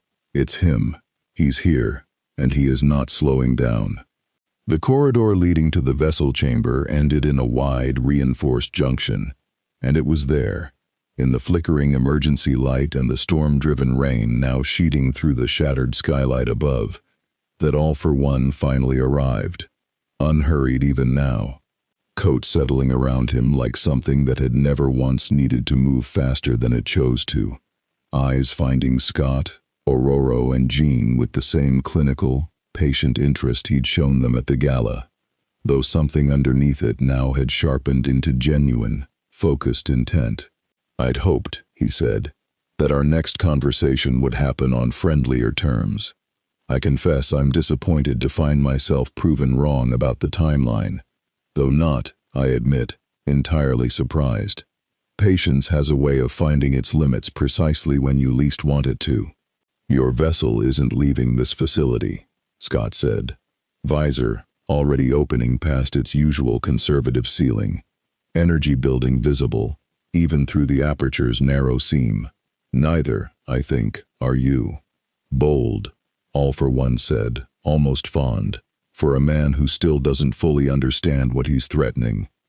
He moved then, not fast in any way that read as effort, simply present one instant and closing distance the next, and Scott understood, in the half-second before contact, exactly how badly they'd underestimated the gap between this man's power and everything they'd faced before. The blast Scott loosed at near maximum output, the kind of output he'd never once needed to use outside a controlled testing chamber, met something that didn't simply absorb it or deflect it, but seemed, for one horrifying instant, to taste it, assess it, file it away even as it dispersed harmlessly around a barrier none of them had seen him raise. "Interesting," All for One murmured, genuinely, clinically fascinated even mid-combat. "That's a considerably higher yield than Garaki's report suggested. I may need to revise several of my assumptions." Aurora answered before Scott could recover, calling down a controlled, violent strike of lightning through the shattered skylight, with a speed and precision that would have ended most fights in this country outright, and watched, with cold, sinking horror, as it too simply failed to land cleanly, deflected at the last possible instant by a defensive reflex too fast and too practiced to have been improvised. "You are formidable," All for One said, turning toward her now, something almost respectful in it, even as his hand rose, casual, terrible. "I would genuinely have preferred you standing beside me, rather than across from me. I want that understood, before anything further happens here." Jean moved then, not physically, but the way she moved best, reaching with careful, desperate speed, not to attack, but to disrupt. A fast, telepathic strike, aimed at the coordination between his intent and his body's response, buying half a second, no more, of hesitation. It was enough. Barely. Piotr arrived through the ruined wall behind them in that half-second, full steel form, moving with a velocity that shouldn't have been possible for something his mass, and the impact he delivered, not a killing blow, nothing so clean, simply raw, overwhelming force applied at exactly the wrong moment for his opponent's balance, sent All for One skidding backward through two reinforced walls in a shower of concrete and sparking conduit. "Now," Scott said, already moving, "the chamber, before he recovers." They didn't have long. Scott reached the reinforced chamber housing the vessel, and without hesitation, without ceremony, opened his visor to its absolute maximum output for the first time since he'd arrived in this world. A sustained, catastrophic beam that tore through the chamber's containment in seconds. The still, waiting form within it, humanoid, unfinished, terrible in its patient incompleteness, dissolving into ash and scattered energy that dispersed harmlessly into the storm-lashed air above. Behind them, All for One rose from the wreckage of the walls Piotr had put him through, and for the first time since any of them had met him, something in his composure had genuinely, visibly cracked. Not fury, precisely, but the cold, focused recalculation of a man watching decades of patient work collapse in the span of 90 seconds. That, he said quietly, was considerably more costly than I intended to allow. He looked at the 6 of them, arrayed now in a loose defensive formation around the ruined chamber, Endeavor's flame visible through the breach behind them as the perimeter teams finally, belatedly, closed the distance. I could still take what I need from at least one of you, here, tonight, regardless of what you've just cost me. You could try, Logan said, stepping forward, claws out, healed from whatever the fight's opening exchanges had cost him, standing exactly where he'd stood in the wreckage weeks ago, when this man's tools had first failed against him. Last time something like you tried taken from me, it didn't work out real well for the Tryon. All for One studied them for a long, silent moment. Endeavor's flame closing from behind, Yotsubashi's reinforcements converging from the flank, hawks circling overhead, the full weight of an alliance that had taken every ounce of the last 4 days' difficult trust to assemble, now standing, fully, undeniably, against him. Another time, then, he said finally, and there was no fear in it. Only the cold, patient recalibration of a man choosing his moment rather than losing it. I find myself, for the first time in longer than I care to measure, genuinely uncertain of my own advantage. That is, I confess, a novel sensation. I intend to sit with it rather than compound tonight's losses further. He was gone before Endeavor's flame closed the final distance. Not teleportation, nothing so clean. Simply a controlled, unhurried withdrawal through means none of them fully tracked, leaving behind a ruined facility, a destroyed vessel, and 6 people standing amid the wreckage of the single most dangerous confrontation any of them had faced in 20 years of fighting for the right to simply exist as they were. The storm broke slowly over the following hour, Aurora easing it back toward calm the way she'd learned to ease herself back from every battle that asked more of her than she thought she had. Not banished all at once, but released, gradually, until the sky over the ruined coastal facility showed the first pale suggestion of dawn. They didn't win, not fully. All for One remained, somewhere, patient and recalculating, a danger deferred rather than ended. But the vessel was gone, Garaki's decades of work reduced to ash and scattered wreckage, and something else, harder to name, had survived the night intact. An alliance built from mutual distrust that had, when it mattered most, held. Standing in the wreckage as dawn broke fully over a coastline neither of them had known existed a month ago, Scott found Aurora apart from the others, watching the horizon. We didn't finish it, she said. No, Scott agreed. But we proved something tonight that I don't think any of us were certain of a month ago. That this world's better instincts can hold, under real pressure, when it matters most. He looked at her. That's not nothing. You taught me that actually. 3 weeks ago, on a rooftop, asking me which version of ourselves we intended to be honest about. Aurora allowed herself, finally, something like a real, unguarded smile. We're not home, she said. We may never find our way back, but I find, this morning, that I'm no longer entirely certain I'd call that only a loss. She looked toward the others, Logan and Piotr helping the last of the wounded toward evacuation, Kurt and Jean coordinating with Endeavor's team. Hawk circling one final pass overhead against a sky finally, fully clear. Somewhere south, in an office he was slowly rebuilding, Rikiya Yotsubashi read the field report with quiet, genuine relief. Somewhere in the Commission's own halls, Agent Sano filed a document that would, eventually, become the first honest framework this country had ever built for people the old categories simply couldn't hold. And somewhere far beyond either of them, patient as ever, something ancient and unfinished began, once more, to wait.